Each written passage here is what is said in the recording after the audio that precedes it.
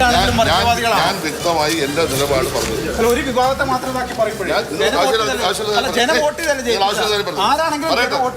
അങ്ങനെ സംസാരിക്കരുത്. നിങ്ങൾ ഒരു മതേതരവാദിയാണ്. ഞാൻ പറയട്ടെ, ഞാൻ പറഞ്ഞതിനെ പറ്റി കൃത്യമായി ക്ലാരിഫൈ ചെയ്തു.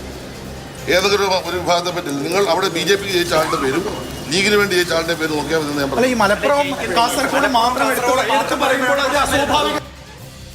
നിയമസഭാ തിരഞ്ഞെടുപ്പിന് മുൻപ് വർഗീയ ഭാഷണങ്ങൾ കേരളത്തിന്റെ സാമൂഹ്യാന്തരീക്ഷം കലുഷിതമാക്കുകയാണ്. കാസർഗോട്ടും മലപ്പുറത്തും തെരഞ്ഞെടുക്കപ്പെട്ടവരുടെ പേര് നോക്കിയാൽ വർഗീയ ചേരിതിരിവ് മനസ്സിലാകുമെന്ന മന്ത്രി സജി ചെറിയാന്റെ പരാമർശങ്ങൾ തിരുത്താൻ അദ്ദേഹം ഒരുക്കമല്ല. അതേസമയം സജിയുടെ പരാമർശങ്ങളെ പിന്തുണയ്ക്കാൻ CPM നേതാക്കൾ തയ്യാറായിട്ടുമില്ല.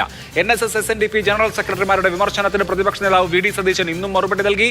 വർഗീയത എതിർക്കുന്ന നിലപാടിൽ വിട്ടുവീഴ്ചയില്ല എന്ന് അദ്ദേഹം വ്യക്തമാക്കുകയും ചെയ്തു. തെരഞ്ഞെടുപ്പിന് മുമ്പ് വർഗീയ കോളിളക്കമോ? ചർച്ചയിൽ Shri A Shukkur, Congress advocate Jayasuryan, BJP Shri B Jayaraj, CPM സഹയാത്രികൻ ശ്രീ A സജീവൻ, മുതിർന്ന മാധ്യമപ്രവർത്തകൻ ശ്രീ ജോർജ് പടിപ്പാറ, മുതിർന്ന മാധ്യമപ്രവർത്തകൻ എന്നിവർ.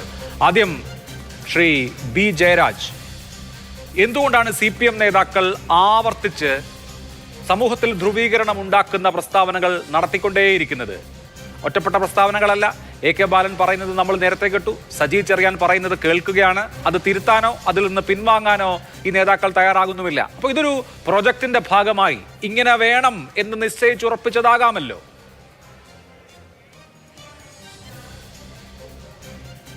അഭിലാഷേ, അങ്ങനെ ഒരു നറേഷൻ പൊതുവെ വരുന്നുണ്ട്. ആ നറേഷൻ വളരെ കൊണ്ടുപിടിച്ചുണ്ടാക്കിയെടുത്ത ഒരു ഭാവനയുടെ ഭാഗമായിട്ടാണ്. കാരണം ജമാഅത്ത് ഇസ്ലാമിക്കെതിരെ പറഞ്ഞു കഴിഞ്ഞാൽ അതെങ്ങനെ മുസ്ലിങ്ങൾക്കെതിരെയാകും? മുസ്ലിം ലീഗിനെതിരെ പറഞ്ഞു കഴിഞ്ഞാൽ അതെങ്ങനെ മുസ്ലിം ലീഗിനെതിരെയാകും? മാറാട് കലാപത്തെ നമ്മളിപ്പം എന്തിനാണ് ഹിറ്റ്ലറിൻ്റെ ഇതൊക്കെ ജീനോസൈഡൊക്കെ നമ്മൾ എപ്പോഴും പറയുന്നത് എന്തിനാണ്? എന്തിന് ഗുജറാത്ത് കലാപത്തെക്കുറിച്ച് നമ്മൾ പറയുന്നത് എന്താണ്? ഇനി ഒരിക്കലും ഞങ്ങളൊന്നും ആവർത്തിക്കാതിരിക്കാൻ വേണ്ടിയിട്ടാണ്. അല്ലെങ്കിൽ ബാബറി മസ്ജിദ് പൊളിച്ചതിനെക്കുറിച്ച് നമ്മൾ എപ്പോഴും പറയുന്നത് എന്തിനാണ്? ഇനി അങ്ങനെ ഒരു സംഭവം ഇന്ത്യയുടെ സെക്യുലർ ഫാബ്രിക്കിൽ സംഭവിക്കാതിരിക്കാൻ വേണ്ടിയിട്ടാണ്. അതുകൊണ്ട് ഇത്തരം കാര്യങ്ങൾ നമ്മൾ ഓർമ്മയിൽ വെക്കണമെന്ന് പറയുമ്പോഴത്തേക്കും മറന്നുപോയ കാര്യങ്ങൾ വീണ്ടും മാന്തി പുറത്തെടുത്ത് അതിൻ്റെ സ്കെലറ്റൻസ് കൊണ്ടുവന്ന് വീണ്ടും ചർച്ച ചെയ്യുന്നതെന്നൊക്കെയുള്ള നറേഷൻ നേരത്തെ ഞാൻ പറഞ്ഞത് കണക്കുപോലെ ജമാഅത്ത് ഇസ്ലാമിക്കെതിരെയും മുസ്ലിം ലീഗിനെതിരെയും പറഞ്ഞു കഴിഞ്ഞാൽ അതങ്ങനെ സാമാന്യ മുസ്ലിമിനെതിരാവും എന്നുള്ളൊരു ഭാഷ്യം. അതുപോലെ തന്നെ കൃത്യമായിട്ട് ചില പോക്കറ്റ്സിലെങ്കിലും കൃത്യമായിട്ട് സ്ഥാനാർത്ഥികൾ, ഇത് കോൺഗ്രസിൻ്റെ ഒരു സ്വഭാവമാണ്. ഇപ്പോൾ ലത്തീൻ കാത്തലിക്കിന് മത്സരിക്കുന്ന ഭാഗത്ത് ലത്തീൻ കാത്തലിക് സ്ഥാനാർത്ഥിയായിട്ട് വെക്കുക, അല്ലെങ്കിൽ വേറെ ആരെങ്കിലും മുസ്ലിം ജനസാമാന്യം കൂടുതലുള്ള സ്ഥലത്ത് മുസ്ലിം കാൻഡിഡേറ്റിനെ അത്ര ഫീൽഡ് ചെയ്യുക. അങ്ങനെയൊക്കെ ചെയ്യുമ്പോഴത്തേക്ക് അവിടെ ഒരു ധ്രുവീകരണം ഉണ്ടാവും. കേരളം മുഴുവൻ അങ്ങനെ ഒരു രീതിയിലേക്ക് മാറിക്കഴിഞ്ഞാൽ ഇപ്പോൾ ലോക്കൽ ബൈ ഇലക്ഷൻസിലൊക്കെ അങ്ങനെ ചെയ്താൽ വലിയ വിഷയമൊന്നുമല്ല. പക്ഷേ ഒരു നിയമസഭാ തെരഞ്ഞെടുപ്പിൽ, ഒരു പാർലമെന്റ് തെരഞ്ഞെടുപ്പിൽ, ഇപ്പൊ എറണാകുളത്തൊക്കെ കൊച്ചിയിൽ നടന്ന ഭാഗമാണ്. നിയമസഭാ തെരഞ്ഞെടുപ്പിന്റെ അജണ്ടയായിട്ട് സാമുദായിക ധ്രുവീകരണ വിഷയങ്ങളാണ് വരേണ്ടത് എന്നുള്ളതാണ് ചോദ്യം. ഇപ്പോ ജനുവരി മാസം ഈ വർഷം തുടങ്ങി ഇപ്പോ 17, 18, 19 ദിവസമായില്ലേ? എല്ലാ ദിവസവും ഈ തരത്തിലുള്ള വർത്തമാനങ്ങൾക്ക്, ഈ തരത്തിലുള്ള ഡിബേറ്റിന് വഴിമരുന്നിട്ട് കൊടുക്കുകയാണ് CPM-ന്റെ നേതാക്കൾ. അതുകൊണ്ടാണ് VD സതീശൻ ഈ തീപ്പന്തം ഇങ്ങനെ ഇട്ട് കൊടുത്തു കഴിഞ്ഞാൽ ഇത് കേരളമാകെ കത്തിപ്പിടിക്കുമെന്ന് പറയുന്നത്. അവരെ ഓൾറെഡി കത്തിച്ച് കഴിഞ്ഞല്ലോ. അവര് ജമാഅത്ത് ഇസ്ലാമിയായിട്ട് കൂട്ടുകൂടി മുസ്ലിം ലീഗിനെ ഹൈജാക്ക് ചെയ്തതോടുകൂടി കോൺഗ്രസിന്റെ ബഹുഭൂരിപക്ഷ ന്യായങ്ങളും അവരാണ് കോൺഗ്രസിന് വേണ്ടി അജണ്ട സെറ്റ് ചെയ്യുന്നതെന്ന് നമുക്കറിയാമല്ലോ. ഈവൻ രാഹുൽ മാങ്കൂട്ടത്തിന്റെ വിജയം പാലക്കാട് ഏറ്റവും ആദ്യം പ്രകടനം നടത്തിയത് SDPI ആണ്. SDPI, PFI, ജമാഅത്ത് ഇസ്ലാമി, മുതലായ സംഘടനകളെ വെള്ള പൂശാൻ വേണ്ടിയിട്ടുള്ള കോൺഗ്രസിന്റെ ശ്രമം കേവലം 3-4 വോട്ടിന് വേണ്ടിയിട്ട് കേരളത്തിന്റെ മതേതരത്തിനെ നശിപ്പിക്കുന്ന ഒരു ശ്രമം കോൺഗ്രസിന്റെ ഭാഗത്തു നിന്നുണ്ടായിക്കഴിഞ്ഞാൽ ന്യൂനപക്ഷ വർഗീയതയും ഭൂരിപക്ഷ വർഗീയതയും പരസ്പരം ശക്തിപ്പെടുത്തും. ഇത് തന്നെയാണ് ഇടതുപക്ഷത്തിന്റെ കൺസേൺ. ഈ ന്യൂനപക്ഷ വർഗീയത വലുതായി കഴിഞ്ഞാൽ അതിനോടൊപ്പം തന്നെ ഭൂരിപക്ഷ വർഗീയതയ്ക്ക് വേണ്ടി വഴിമരുന്നിടുകയാണ് ഇവർ ചെയ്തുകൊണ്ടിരിക്കുന്നത്.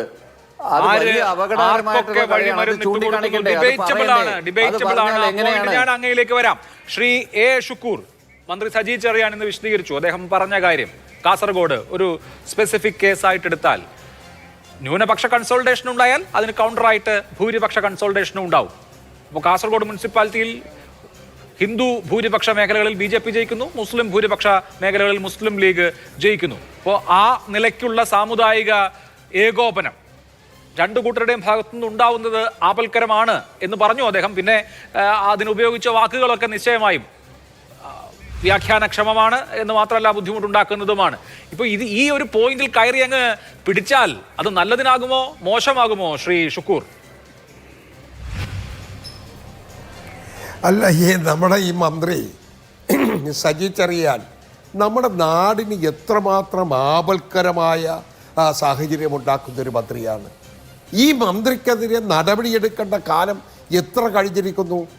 കേരളത്തിൻ്റെ ചരിത്രത്തിൽ ഇതുപോലെ ഈ മന്ത്രി സാംസ്കാരിക വകുപ്പ് മന്ത്രിയാണ്. നമ്മുടെ എന്ത് സാംസ്കാരിക ബോധത്തോടു കൂടിയാണ് സംസാരിക്കുന്നത്, പ്രസംഗിക്കുന്നത്, വേണ്ടാത്തത് പറയുന്നത്, ഭരണഘടനാ വിരുദ്ധമായി പറയുന്നത്, നിയമവിരുദ്ധ പ്രവർത്തനത്തിന് പ്രോത്സാഹനം കൊടുക്കുന്നത്, അല്ലെങ്കിൽ നമ്മുടെ ഏതെല്ലാം തരത്തിലുള്ള സാമൂഹ്യ വിരുദ്ധ പ്രവർത്തനങ്ങൾക്കെതിരായി അല്ലെങ്കിൽ അത്തരത്തിലുള്ള സംഗതികൾക്കെതിരായി നമ്മൾ ശക്തമായി പ്രതികരിക്കുന്ന ഘട്ടത്തിൽ വളരെ ശക്തമായ സാമുദായിക ധ്രുവീകരണം പറയാം. അത് ഒരു മന്ത്രി പറയുന്നു എന്നതിന്റെ അടിസ്ഥാനത്തിൽ മാത്രമല്ലല്ലോ NSSന്റെയും SNDPയുടെയും ജനറൽ സെക്രട്ടറിമാർ ബാക്ക് ടു ബാക്ക് പത്രസമ്മേളനം വിളിക്കുന്നതും കോൺഗ്രസിനെ നിശിതമായി വിമർശിക്കുന്നതും നമ്മൾ ഇന്നലെ കേട്ടു. പ്രതിപക്ഷ നേതാവിനെ 2 സമുദായ നേതാക്കൾ വളരെ രൂക്ഷമായ ഭാഷയിൽ വിമർശിക്കുന്നത് നമ്മൾ കേട്ടു. കോൺഗ്രസിന്റെ ഒരു നേതാവ് ഈ സമയം വരെ ഇന്നിപ്പോ 7:35 അതിനെ എതിർത്ത് പറയുന്നത് ഞാൻ കേട്ടില്ല. അപ്പൊ ഈ തരത്തിലുള്ള സാമൂഹ്യ ധ്രുവീകരണം സംസ്ഥാനത്ത് ഉണ്ടാകുന്നു എന്നുള്ളത് അങ്ങേയറ്റം ആശങ്കാജനകമല്ലേ? എല്ലാ സാമൂഹിക ധ്രുവീകരണത്തിന് വേണ്ടിയാണ് ഈ ലക്ഷ്യമെങ്കിൽ അത് നടപ്പിലാകാൻ പോകുന്നില്ല എന്ന് തറപ്പിച്ച് പറയാൻ ആഗ്രഹിക്കുകയാണ്. കേരളം അതാണ് തെളിയിക്കപ്പെടും. ശ്രീ സതീശൻ പറഞ്ഞത്, പ്രതിപക്ഷ നേതാവ് പറഞ്ഞത് വസ്തുതയും യാഥാർത്ഥ്യങ്ങളും മാത്രമാണ്. ഒരു സാമുദായിക നേതാവിനെയും വ്യക്തിപരമായി ആക്ഷേപിക്കാനല്ല, അല്ലെങ്കിൽ ആ തരത്തിൽ ഒരു സമുദായ സംഘടനയും ആക്ഷേപിക്കാനല്ല, അല്ലെങ്കിൽ ആ തരത്തിൽ ഞങ്ങളാണ് ഏറ്റവും കൂടുതൽ അത്തരം സംഘടനകൾക്ക് ആവശ്യമായ പ്രോത്സാഹനവും അവരുടെ താല്പര്യങ്ങളെ അത് പൊതു താല്പര്യങ്ങളായി കണ്ട് എടുക്കേണ്ടതിനെ എടുത്ത് നടപടിയിൽ വരുത്തിയിട്ടുള്ളത്. ഞങ്ങൾ അവർ പറയുന്നത് കേൾക്കാറുണ്ട്, അവരുമായി സൗഹൃദത്തിൽ പോകാറുണ്ട്. ആ തരത്തിൽ എല്ലാ കാര്യങ്ങളിലും ഞങ്ങൾക്ക് അത്തരത്തിലുള്ള സമീപനമാണ്, അല്ലാതെ ഞങ്ങൾ എതിർക്കാം. പക്ഷേ അവർ വേണ്ടാത്തത് പറഞ്ഞാൽ അല്ലെങ്കിൽ ആ രൂപത്തിലേക്ക് പോയാൽ അത് സമൂഹത്തിൽ പ്രതികരിക്കേണ്ടി വരും. ഇതിപ്പോൾ എന്താ പ്രതികരിച്ചത് സതീശൻ മുഖ്യമന്ത്രിയുടെ നടപടികളെയും അതിൻ്റെ സമീപനങ്ങളെയും പ്രതികരിക്കുമ്പോൾ ചിലർക്ക് ഏറ്റുപിടിക്കാൻ വരുന്നു.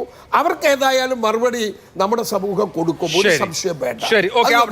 ഞാനിപ്പോൾ നമ്മുടെ വിഷയത്തിലേക്കൊന്ന് വരട്ടെ അഭിലാഷ്, ഞാനൊന്ന് വിഷയത്തിലേക്ക് വരട്ടെ.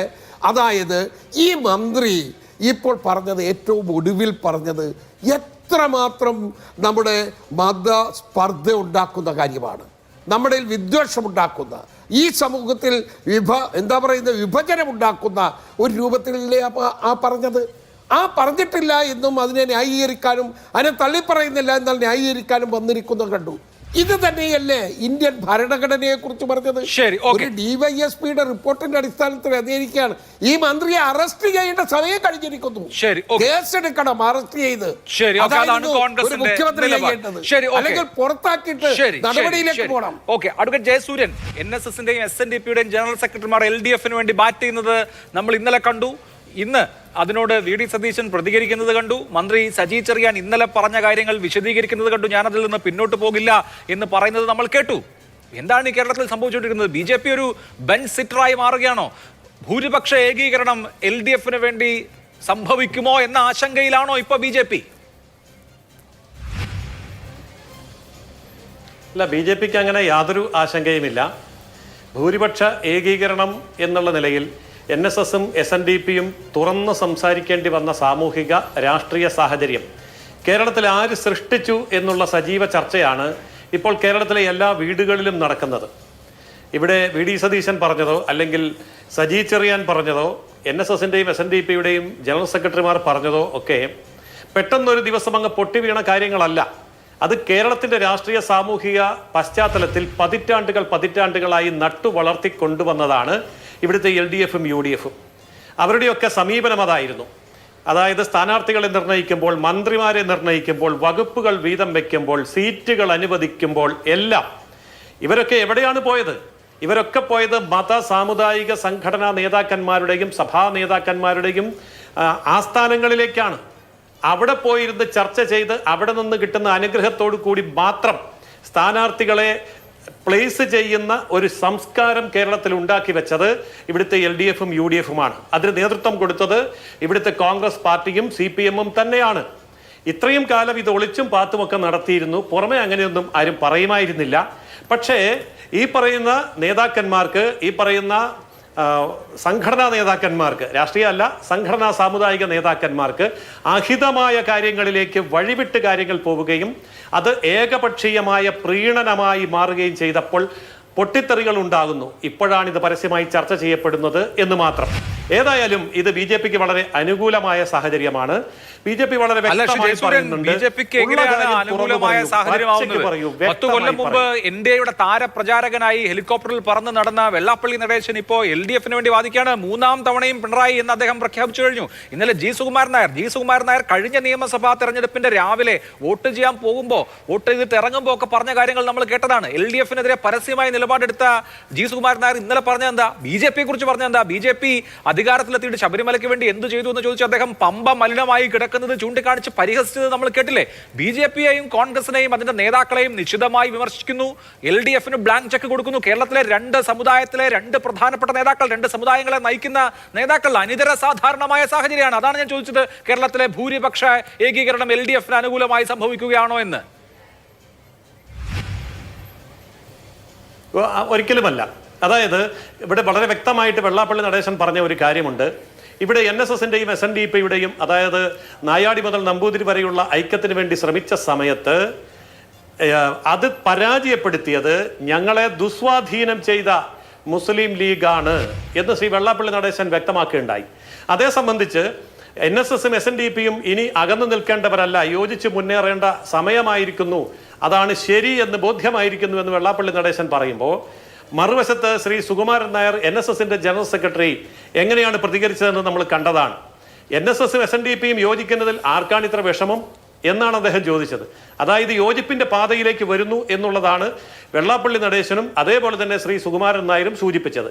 അപ്പോൾ SNDPയും NSSും അടക്കമുള്ള ഹിന്ദു സംഘടനകൾ ഒന്നിച്ചു വന്നാൽ അതിന്റെ ഗുണം LDFന് മാത്രമാണ്, അല്ലെങ്കിൽ LDFനാണ് എന്ന് വിധി എഴുതിയിടത്താണ് തെറ്റിയത്. ആത്യന്തികമായി അത് LDFനോ UDFനോ അല്ല ഗുണം ചെയ്യുക, അത് BJPക്ക് തന്നെയാണ്. ശരി, ശ്രീ ജോർജ് പൊടിപ്പാറ, നായാടി മുതൽ നസ്രാണി വരെയുള്ള ആളുകളുടെ സഖ്യം എന്ന പുതിയ സ്ലോഗനാണ് ഇപ്പോൾ വെള്ളാപ്പള്ളി നടേശന്. അദ്ദേഹത്തിന് 10 കൊല്ലം മുമ്പ് നായാടി മുതൽ നമ്പൂതിരി വരെ ആയിരുന്നെങ്കിൽ ഇപ്പോൾ നായാടി മുതൽ നസ്രാണി വരെയാണ്. മുസ്ലിം വിഭാഗത്തെ മാത്രം ഒഴിച്ചു നിർത്തിയിരിക്കുന്നു. അപ്പോൾ കേരളത്തിലൊരു മുസ്ലിം വിരുദ്ധ, അല്ലെങ്കിൽ മുസ്ലിങ്ങളെ ഒരു ഭാഗത്ത് നിർത്തിക്കൊണ്ടുള്ള ഒരു ഏകീകരണം എന്നൊരു സ്ട്രാറ്റജിയോ എന്ന ഒരു വർത്തമാനമോ ആണത്. അത് ഫലം കാണാനുള്ള സാധ്യതയുണ്ടോ? അതിന് എണ്ണ ഒഴിച്ചു കൊടുക്കുകയാണോ സജി ചെറിയാനെ പോലെയുള്ള മന്ത്രിമാർ? അഭിലാഷ്, ഇത് വളരെ ഗൗരവമുള്ളൊരു വിഷയമാണ്. അതിൻ്റെ ഒരു ഒരു ഒരു ഒരു ഒരു മാനങ്ങൾ, അല്ലെങ്കിൽ അതിൻ്റെ ഒരു സ്വാധീനം എത്രത്തോളം പോകും എന്നൊക്കെ ഉള്ളത് നമ്മൾ കാത്തിരുന്ന് കാണേണ്ട ഒരു കാര്യമാണ്. പക്ഷെ അദ്ദേഹം പറയുന്ന ആ വർത്തമാനം അതിനാൽ തന്നെ വളരെ അപകടകരവും അതീവ ഗൗരവത്തോടെ പരിഗണിക്കേണ്ടതുമാണ്. നമുക്കറിയാം, കേരളത്തിൽ കഴിഞ്ഞ കുറച്ച് കാലമായിട്ട് തന്നെ ഒരു ഇസ്ലാമോഫോബിയ വളർത്തിയെടുക്കാൻ ബോധപൂർവമായ പരിശ്രമം നടക്കുന്നുണ്ട്. അതായത് കേരളത്തിലെ മുസ്ലിം സമുദായത്തെ ഒറ്റപ്പെടുത്തിക്കൊണ്ട് ക്രിസ്ത്യാനികളടക്കമുള്ള ഹിന്ദു വിഭാഗങ്ങളെയും ക്രൈസ്തവ വിഭാഗങ്ങളെയും ഒരുമിപ്പിക്കുന്ന ആ രീതിയിലേക്ക് കാര്യങ്ങളെ കൊണ്ടുപോകാൻ ഒളിഞ്ഞും തെളിഞ്ഞുമുള്ള പരിശ്രമങ്ങൾ നടക്കാൻ തുടങ്ങിയത് ഇന്നും ഇന്നലെയല്ല, കുറച്ച് കാലമായി. അതിൻ്റെ ഭാഗമായിട്ടാണ് ലവ് ജിഹാദ് അടക്കമുള്ള വിഷയങ്ങളൊക്കെ, നർക്കോട്ടിക് ജിഹാദ്, ലവ് ജിഹാദ് തുടങ്ങിയ പദപ്രയോഗങ്ങളൊക്കെ സഭാധ്യക്ഷന്മാരുടെ ഭാഗത്തുനിന്ന് വരെ വരുന്ന കാഴ്ച നമ്മൾ കണ്ടതാണ്. പക്ഷെ അതൊന്നും അത്രമേൽ ക്ലച്ച് പിടിച്ചില്ല. അതിനിടയ്ക്ക് ഒരു വിഭാഗം ക്രിസ്ത്യാനികളിൽ ക്രിസംഖികളുണ്ടാകുന്നത് നമ്മൾ കണ്ടു. അതും ഈ പറഞ്ഞ അളവിലേക്കും തൂക്കത്തിലേക്കും വ്യാപ്തിയിലേക്കും വളർന്നില്ല എന്നുള്ളൊരു മറ്റൊരു വസ്തുത. ഇവിടെ ഇപ്പോൾ വെള്ളാപ്പള്ളി നടേശൻ പറയുന്ന ഈ നമ്പൂതിരി മുതൽ നസ്രാണി വരെയുള്ള, അല്ലെങ്കിൽ നായാടി മുതൽ നസ്രാണി വരെയുള്ള ആ പ്രയോഗമൊക്കെ ഉണ്ടല്ലോ, അത് ഞാൻ പറയുന്നത്, അദ്ദേഹം പറയുന്നത് കൊണ്ട് അത് എത്രത്തോളം പ്രായോഗികമാവുന്നുള്ള കാര്യത്തിലൊക്കെ എനിക്ക് വലിയ സംശയമുണ്ട്. അദ്ദേഹത്തിന് ഒരു ബ്ലാങ്ക് ചെക്ക് കൊടുക്കാനൊന്നും ഒരു സമുദായവും തയ്യാറാവുമെന്ന് ഞാൻ വിചാരിക്കുന്നില്ല, പ്രത്യേകിച്ച് ക്രൈസ്തവ സമുദായം. കാരണം എപ്പോഴും സംശയത്തിൻ്റെ നിഴലിലുള്ളൊരു വ്യക്തിത്വമാണ് അദ്ദേഹത്തിൻ്റെത്. ഇപ്പോൾ അദ്ദേഹം ഇത് പറയാനുള്ള കാരണം എന്താ? ഈ കഴിഞ്ഞ തെരഞ്ഞെടുപ്പിൽ എല്ലാ കാലത്തും കഴിഞ്ഞ കുറേ കാലമായിട്ട് അദ്ദേഹം യഥാർത്ഥത്തിൽ ആരോടൊപ്പം നിൽക്കുന്നത്? താങ്കൾ തന്നെ സൂചിപ്പിച്ചു, ഹെലികോപ്റ്റർ എടുത്ത് BJPക്ക് വേണ്ടി പ്രചരണം നടത്താൻ പോയി. പക്ഷേ അതിനുശേഷം നമ്മൾ കണ്ട കാഴ്ചകളൊക്കെ അദ്ദേഹം ഇപ്പോൾ പൂർണ്ണമായിട്ടും ശ്രീ പിണറായി വിജയൻ്റെ മൂന്നാം ഊഴത്തെക്കുറിച്ചും BJPയുടെ വിജയത്തെക്കുറിച്ചുമൊക്കെ ആണോ? പിണറായി വിജയൻ്റെ വിജയത്തെക്കുറിച്ചല്ലേ പറയുന്നത്? BJPയെക്കുറിച്ച് അദ്ദേഹം സംസാരിക്കുന്നുണ്ടോ? ഒപ്പം തന്നെ അദ്ദേഹത്തിൻ്റെ മകൻ ആർക്കൊപ്പം നിൽക്കുന്ന തുഷാർ വെള്ളപ്പള്ളി, BDJS എന്ന് പറയുന്ന പാർട്ടി ഇത്രത്തോളം ഈ പറയുന്ന രണ്ട് വള്ളത്തിൽ കാല് വെച്ചുകൊണ്ട് അവരുടെ സാമ്പത്തിക താല്പര്യങ്ങളും മറ്റു താല്പര്യങ്ങളും ഒക്കെ കൃത്യമായി രണ്ട് സർക്കാരിൽ നിന്ന് നേടിയെടുക്കുന്ന ഇത്രയും വലിയ ഒരു രാഷ്ട്രീയ ട്രപ്പീസ് കളിക്കുന്ന ഏതെങ്കിലും ഒരാളെ കേരളത്തിൽ ഭൂമി മലയാളത്തിൽ ചൂണ്ടിക്കാണിക്കാൻ പറ്റുമോ? അങ്ങനെ ഒരാൾ സാമുദായിക ഐക്യത്തെക്കുറിച്ച്, ഹിന്ദു ഐക്യത്തെക്കുറിച്ചൊക്കെ വലിയ ഗീർവാണടിച്ചാൽ ആരാ വിശ്വസിക്കുക? ഇപ്പോൾ ഉണ്ടായിരിക്കുന്ന പ്രശ്നം എന്താ? ഈ വെള്ളാപ്പള്ളി നടേശൻ എല്ലാ കാലത്തും ഇത്തരത്തിൽ UDFൻ്റെ നേതാക്കൾക്കെതിരെ അന്ന് VM സുധീരനെ തോൽപ്പിക്കുമെന്ന് പറഞ്ഞു, പിന്നീട് ഈ പറഞ്ഞ VD സതീശനെ തോൽപ്പിക്കുമെന്ന് പറഞ്ഞു, KC വേണുഗോപാലിനെ തോൽപ്പിക്കുമെന്ന് പറഞ്ഞു. അദ്ദേഹം തോൽപ്പിക്കില്ല എന്ന് പറഞ്ഞ ഏതെങ്കിലും UDF നേതാക്കളെ നമുക്കറിയാമോ? അല്ല കോൺഗ്രസ് നേതാക്കളെ അദ്ദേഹം തോൽപ്പിക്കുമെന്ന് പറഞ്ഞ ഏതെങ്കിലും കോൺഗ്രസ് നേതാക്കൾ തോറ്റ ചരിത്രമുണ്ടോ? അപ്പോൾ ഇപ്പോൾ ഉണ്ടായിരിക്കുന്ന പ്രശ്നം എന്താ? ഇവിടെ വെള്ളാപ്പള്ളി നടേശനും വെള്ളാപ്പള്ളി നടേശൻ്റെ കാര്യത്തിൽ എനിക്ക് അത്ഭുതമില്ല. അദ്ദേഹം ആദ്യം മുതലേ അങ്ങനെയൊക്കെ തന്നെ ആയിരുന്നു. അദ്ദേഹത്തിൻ്റെ നിലപാടുകൾ ഇങ്ങനെയൊക്കെ തന്നെ കൺഫ്യൂഷനായിരുന്നു. അദ്ദേഹം പച്ചവർഗീയത എല്ലാ കാലത്തും പറഞ്ഞിട്ടുണ്ട്. അദ്ദേഹത്തിന് അത് പറയാതെ ജീവിക്കാനും വയ്യാത്തൊരു സ്ഥിതിയുണ്ട്. അദ്ദേഹത്തിൻ്റെ നാവിൽ നിന്ന് ആ രീതിയിലുള്ള വർത്തമാനമേ വരുള്ളൂ. എപ്പോഴും ജാതീയതയും വർഗീയതയും മാളിക്കുത്തിച്ച് ഏതോ സിനിമയിൽ കണ്ടതുപോലെ ഇവിടെയൊന്നും കിട്ടിയില്ലേ എന്ന് നിരന്തരം നിലവിളിക്കുന്ന ഒരു മനുഷ്യൻ. സത്യത്തിൽ അപേക്ഷിക്കാതെ സ്വാശ്രയ കോളേജ് കിട്ടില്ലെന്നും അപേക്ഷ സമർപ്പിക്കാതെ എയ്ഡഡ് കോളേജിന് അനുമതി കിട്ടില്ല എന്നൊക്കെയുള്ളത് ആർക്കും അറിയാവുന്ന കാര്യമാണ്. പക്ഷേ അദ്ദേഹം ഈ സാധനം ഒന്നും ചെയ്യാതെയാണ് നിലവിളിച്ചുകൊണ്ടിരിക്കുന്നത്, ഇവിടെയൊന്നും കിട്ടിയില്ലെന്ന്. അതങ്ങനെ മാറിപ്പോട്ടെ. പക്ഷെ സുകുമാരൻ നായർ ഇത്രയും കാലം UDFൻ്റെ ഒപ്പം നിന്നേ സമദൂരം എന്ന് പറഞ്ഞെങ്കിലും അതിലൊരു ശരി ദൂരം. കഴിഞ്ഞ നിയമസഭാ തെരഞ്ഞെടുപ്പിലൊക്കെ അദ്ദേഹത്തിൻ്റെ നിലപാട് എന്തായിരുന്നു നമുക്കറിയാം. വോട്ട് ചെയ്തതിന് ശേഷം ഇറങ്ങി വന്ന് പറഞ്ഞ എന്താണ്. പക്ഷേ ഈ ആഗോള അയ്യപ്പ സംഗമത്തിൻ്റെ തൊട്ട് മുമ്പ് ഈ സുകുമാരൻ നായർ ഇങ്ങനെ മലക്കം മറിയാൻ എന്തെങ്കിലും ഒരു കൃത്യമായ റീസൺ ഉണ്ടോ, കാരണമുണ്ടോ? അദ്ദേഹത്തിന് എന്തെങ്കിലും പ്രത്യേക ആനുകൂല്യങ്ങൾ LDFിൽ നിന്ന് കിട്ടുകയോ ഏതെങ്കിലും പ്രത്യേക തരത്തിലുള്ള എന്തെങ്കിലും തീവ്രമായൊരു പ്രകോപനം UDFൻ്റെ ഭാഗത്തു നിന്ന് ഉണ്ടാവുകയോ ചെയ്യാതിരിക്കെ അദ്ദേഹം ഇങ്ങനെ ഒരു മലക്കം മറിഞ്ഞ അല്ലെങ്കിൽ ഒരു സമ്മർ സോൾട്ട് അടിച്ചത് എന്തുകൊണ്ടാകാം? ആ കാരണം അദ്ദേഹത്തിന് മാത്രം അറിയുന്ന കാര്യമാണ്. ഊഹാപോഹങ്ങളൊക്കെ അവിടെ നിൽക്കട്ടെ, ഞാനതൊന്നും ഏറ്റുപിടിക്കുന്നില്ല. പക്ഷേ നമ്മൾ പറയാറുണ്ടല്ലോ, കൃത്യമായ ഒരു കാരണമില്ലാതെയാണ് ഈ സുകുമാരൻ നായർ നിലപാട് മാറ്റിയത്.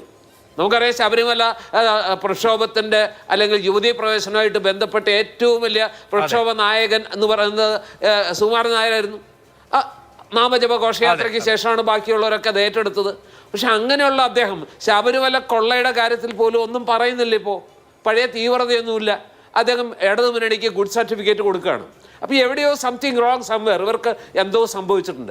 ഏറ്റവും ഒടുവിലത്തെ നമ്മളിപ്പോൾ സ്വാതന്ത്ര്യ സമരത്തിൻ്റെ ഇമ്മീഡിയറ്റ് കോസ്, സെക്കൻഡ് വേൾഡ് വാറിൻ്റെ ഇമ്മീഡിയറ്റ് റീസൺ എന്നൊക്കെ പറയുന്ന പോലെ ഏറ്റവും പെട്ടെന്നുണ്ടായ പ്രകോപനം എന്താണെന്ന് വെച്ചാൽ ഇവർ രണ്ടുപേരും ഈ തദ്ദേശ ഭരണ തെരഞ്ഞെടുപ്പിൽ UDFനെതിരായിരുന്നു, അല്ലേ? കൃത്യമായിട്ടും UDFനെതിരായി നിന്നവരാണ് ഈ രണ്ട് സമുദായ നേതാക്കളും. അവർ രണ്ടുപേരും അതിശക്തമായിട്ട് UDFനെതിരായിട്ട് നിന്നിട്ടും LDFന് ക്ലീൻ ചിറ്റ് കൊടുത്ത് അവരെ പൂർണ്ണമായി പിന്തുണച്ചിട്ടും ഈ തദ്ദേശ ഭരണ തെരഞ്ഞെടുപ്പിൽ അവർക്ക് വിശ്വസിക്കാനാവാത്ത, അവരെ അമ്പരപ്പിക്കുന്ന ഒരു വിജയം UDFന് കിട്ടി. അതും അവരുടെ സ്വന്തം തട്ടകങ്ങളിൽ, പെരുന്നയും ചങ്ങനാശ്ശേരിയും അടക്കം.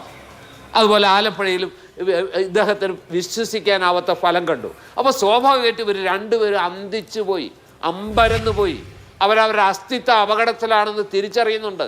അവർ പറഞ്ഞാൽ സമുദായ അംഗങ്ങൾ കേൾക്കുമോ എന്നൊരു ശങ്ക തന്നെ അവർക്കുണ്ടാവുന്നു. അപ്പോൾ പ്രസക്തി തിരിച്ചു പിടിക്കാനുള്ളൊരു പരിശ്രമം അത് തന്നെ സാധിക്കില്ല എന്നുള്ളൊരു ബോധ്യം, അതിന് വീണ്ടും ഒരിക്കൽ കൂടി ഒന്നിച്ചു പോകാനുള്ള സ്വന്തം അസ്തിത്വ അപകടത്തിലാവുമ്പോൾ നിലനിൽപ്പ് സുരക്ഷിതമാക്കാനുള്ള നിലനിൽപ്പിന് വേണ്ടിയിട്ടുള്ള പോരാട്ടം SNDPയുടെ NSSന്റെയും ജനറൽ സെക്രട്ടറിമാർ നടത്തുന്നതാണെങ്കിൽ അത് അതൊരു സ്വാഭാവികമായ ചോദ്യമാണ്. സമുദായ നേതാക്കളോ സഭാപിതാക്കന്മാരോ ഒക്കെ നിലപാടെടുക്കുന്നതിന്റെ അടിസ്ഥാനത്തിലാണോ സമുദായ അംഗങ്ങൾ വോട്ട് ചെയ്യുന്നതെന്ന് ചോദിച്ചാൽ അത് ഒരു പ്രധാനപ്പെട്ട ചോദ്യമാണ്. അങ്ങനെ ആകാൻ സാധ്യത കുറവാണ്.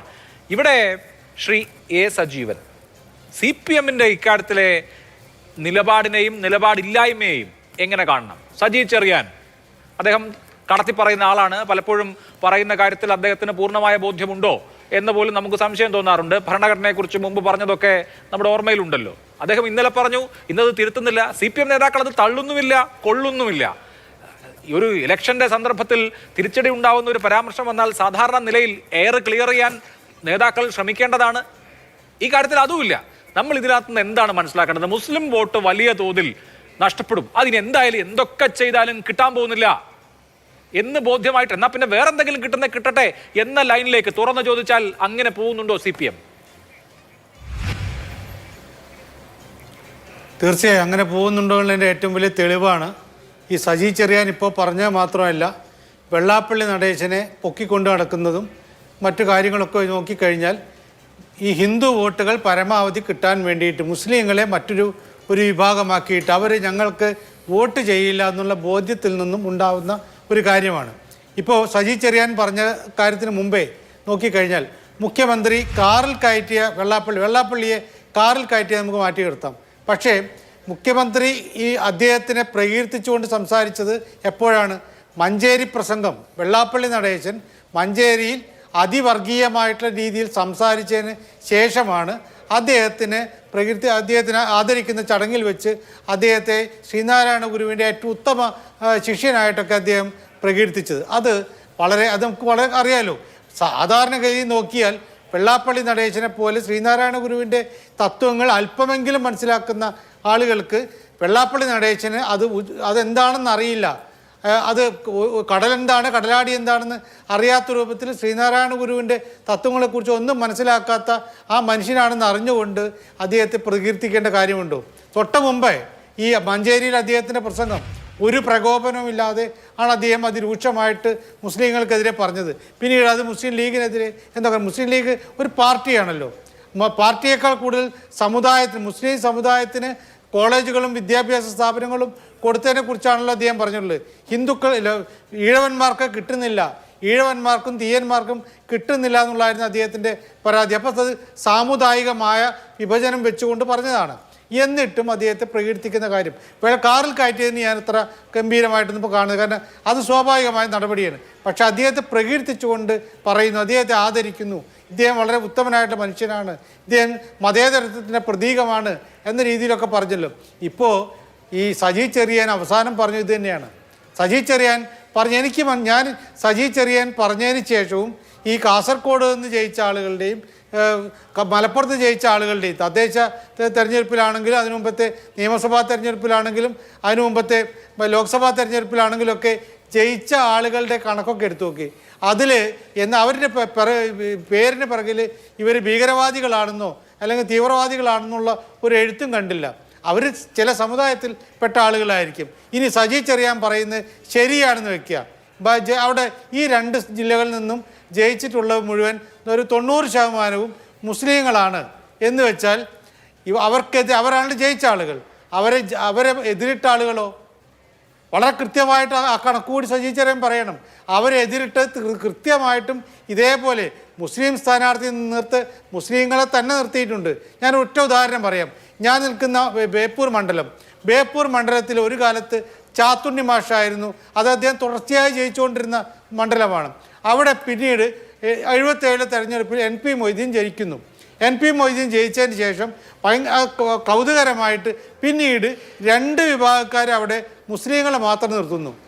ഏതെങ്കിലും കാലത്ത് UDF മുസ്ലിങ്ങളെ നിർത്തിയിട്ട് ഈ തീവ്രവാദികളൊപ്പം കൊണ്ടു നടക്കുന്നു പറയുകയാണെങ്കിൽ അതിനുശേഷം എപ്പോഴെങ്കിലും ഏതെങ്കിലും ഒരു തെരഞ്ഞെടുപ്പിൽ അവിടെ മുസ്ലിം സ്ഥാനാർത്ഥിയെ അല്ലാതെ നിർത്തിയിട്ടുണ്ടോ CPM? അപ്പോൾ ഇത് നോക്കി തന്നെയാണ് എല്ലാവരും നിർത്തുന്നത്. അപ്പോൾ സജി ചെറിയാൻ പറഞ്ഞത് അനാവശ്യമായ കാര്യമാണ്. ഒരിക്കൽ പോലും ഒരു കമ്മ്യൂണിസ്റ്റിൻ്റെ ഭാഗത്ത് ഉണ്ടാവാൻ പാടില്ലാത്ത കാര്യമാണ് ഇത്. താങ്കൾ പറഞ്ഞ പോലെ കൃത്യമായ ലക്ഷ്യത്തോട് കൂടിയിട്ട് ഇവിടെ നിന്നുള്ള വോട്ട് ചോർന്നാലും അവിടെ നിന്നുള്ള വോട്ട് പോരട്ടെ എന്ന രീതിയിലായിരിക്കും എന്നാണ് ഞാൻ വിചാരിക്കുന്നത്. ശരി, ശ്രീ ജയരാജ്, അക്കാര്യത്തിൽ ലോജിക്കലായിട്ടുള്ളൊരു എക്സ്പ്ലനേഷൻ ഇല്ല. കാരണം ഞാൻ തന്നെ ഈ ചർച്ചയിൽ തന്നെ പലവട്ടം പറഞ്ഞിട്ടുണ്ട്, കേരളത്തിലെ ഭൂരിപക്ഷ വോട്ട് ഏകീകരണം കൊണ്ട് ഭരണത്തിലെത്തുക എന്നുള്ളത് അസംഭവ്യമാണ്, അസാധ്യമാണ്. ഭരണ തുടർച്ച LDFന് വേണമെങ്കിൽ ഒരു കൺസിഡറബിൾ എമൗണ്ട് ന്യൂനപക്ഷ വോട്ടുകൾ വേണ്ടതാണ്, ഇല്ലെങ്കിൽ ഭരിക്കാൻ പറ്റില്ല.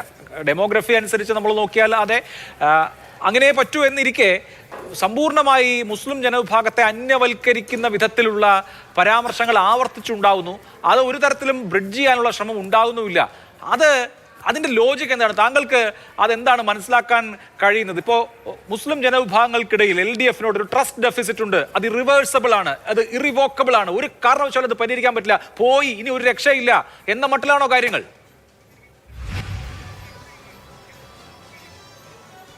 അങ്ങനെയല്ല അഭിലാഷ് അതിനെ നോക്കി കാണേണ്ടത്. ഞാൻ നേരത്തെ ഈ ചർച്ച തുടങ്ങിയപ്പോൾ തന്നെ ഞാൻ പറഞ്ഞൊരു പോയിന്റ് ഉണ്ട്. അതിനകത്ത് ഏറ്റവും പ്രധാനമായിട്ട് ഞാൻ ചൂണ്ടിക്കാണിക്കാൻ ശ്രമിച്ചത് ലീഗിനെയോ ജമാഅത്ത് ഇസ്ലാമിയെയോ വെൽഫെയർ പാർട്ടിയെയോ SDP-യെയോ PFIയെയോ അല്ലെങ്കിൽ അങ്ങനെയുള്ള സംഘടനകളെയോ പറഞ്ഞു കഴിഞ്ഞാൽ അത് ഒരിക്കലും അത് തുച്ഛമായ ഒരു 10% ആള് 10% പോലും വരില്ല. ഈ തീവ്രവാദ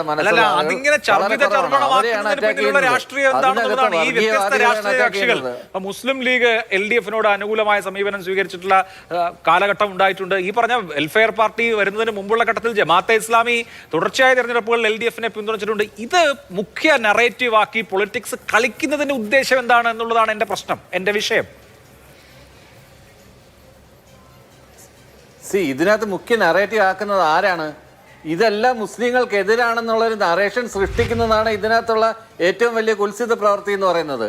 ഇത് മുസ്ലിം സംഘടനകൾക്കെതിരെ പറഞ്ഞാൽ ഭീകരവാദം കൊണ്ടു കിടക്കുന്ന മുസ്ലിം സംഘടന ഉമ്മൻചാണ്ടി സർക്കാരിൻ്റെ കാലത്ത് 18 പുസ്തകങ്ങൾ അത്യന്തം അപകടകരമാണെന്ന് പറഞ്ഞത് ഈ പറഞ്ഞ ഇവരുടെ ജമാഅത്ത് ഇസ്ലാമിയുടെ പുസ്തകങ്ങളാണ്.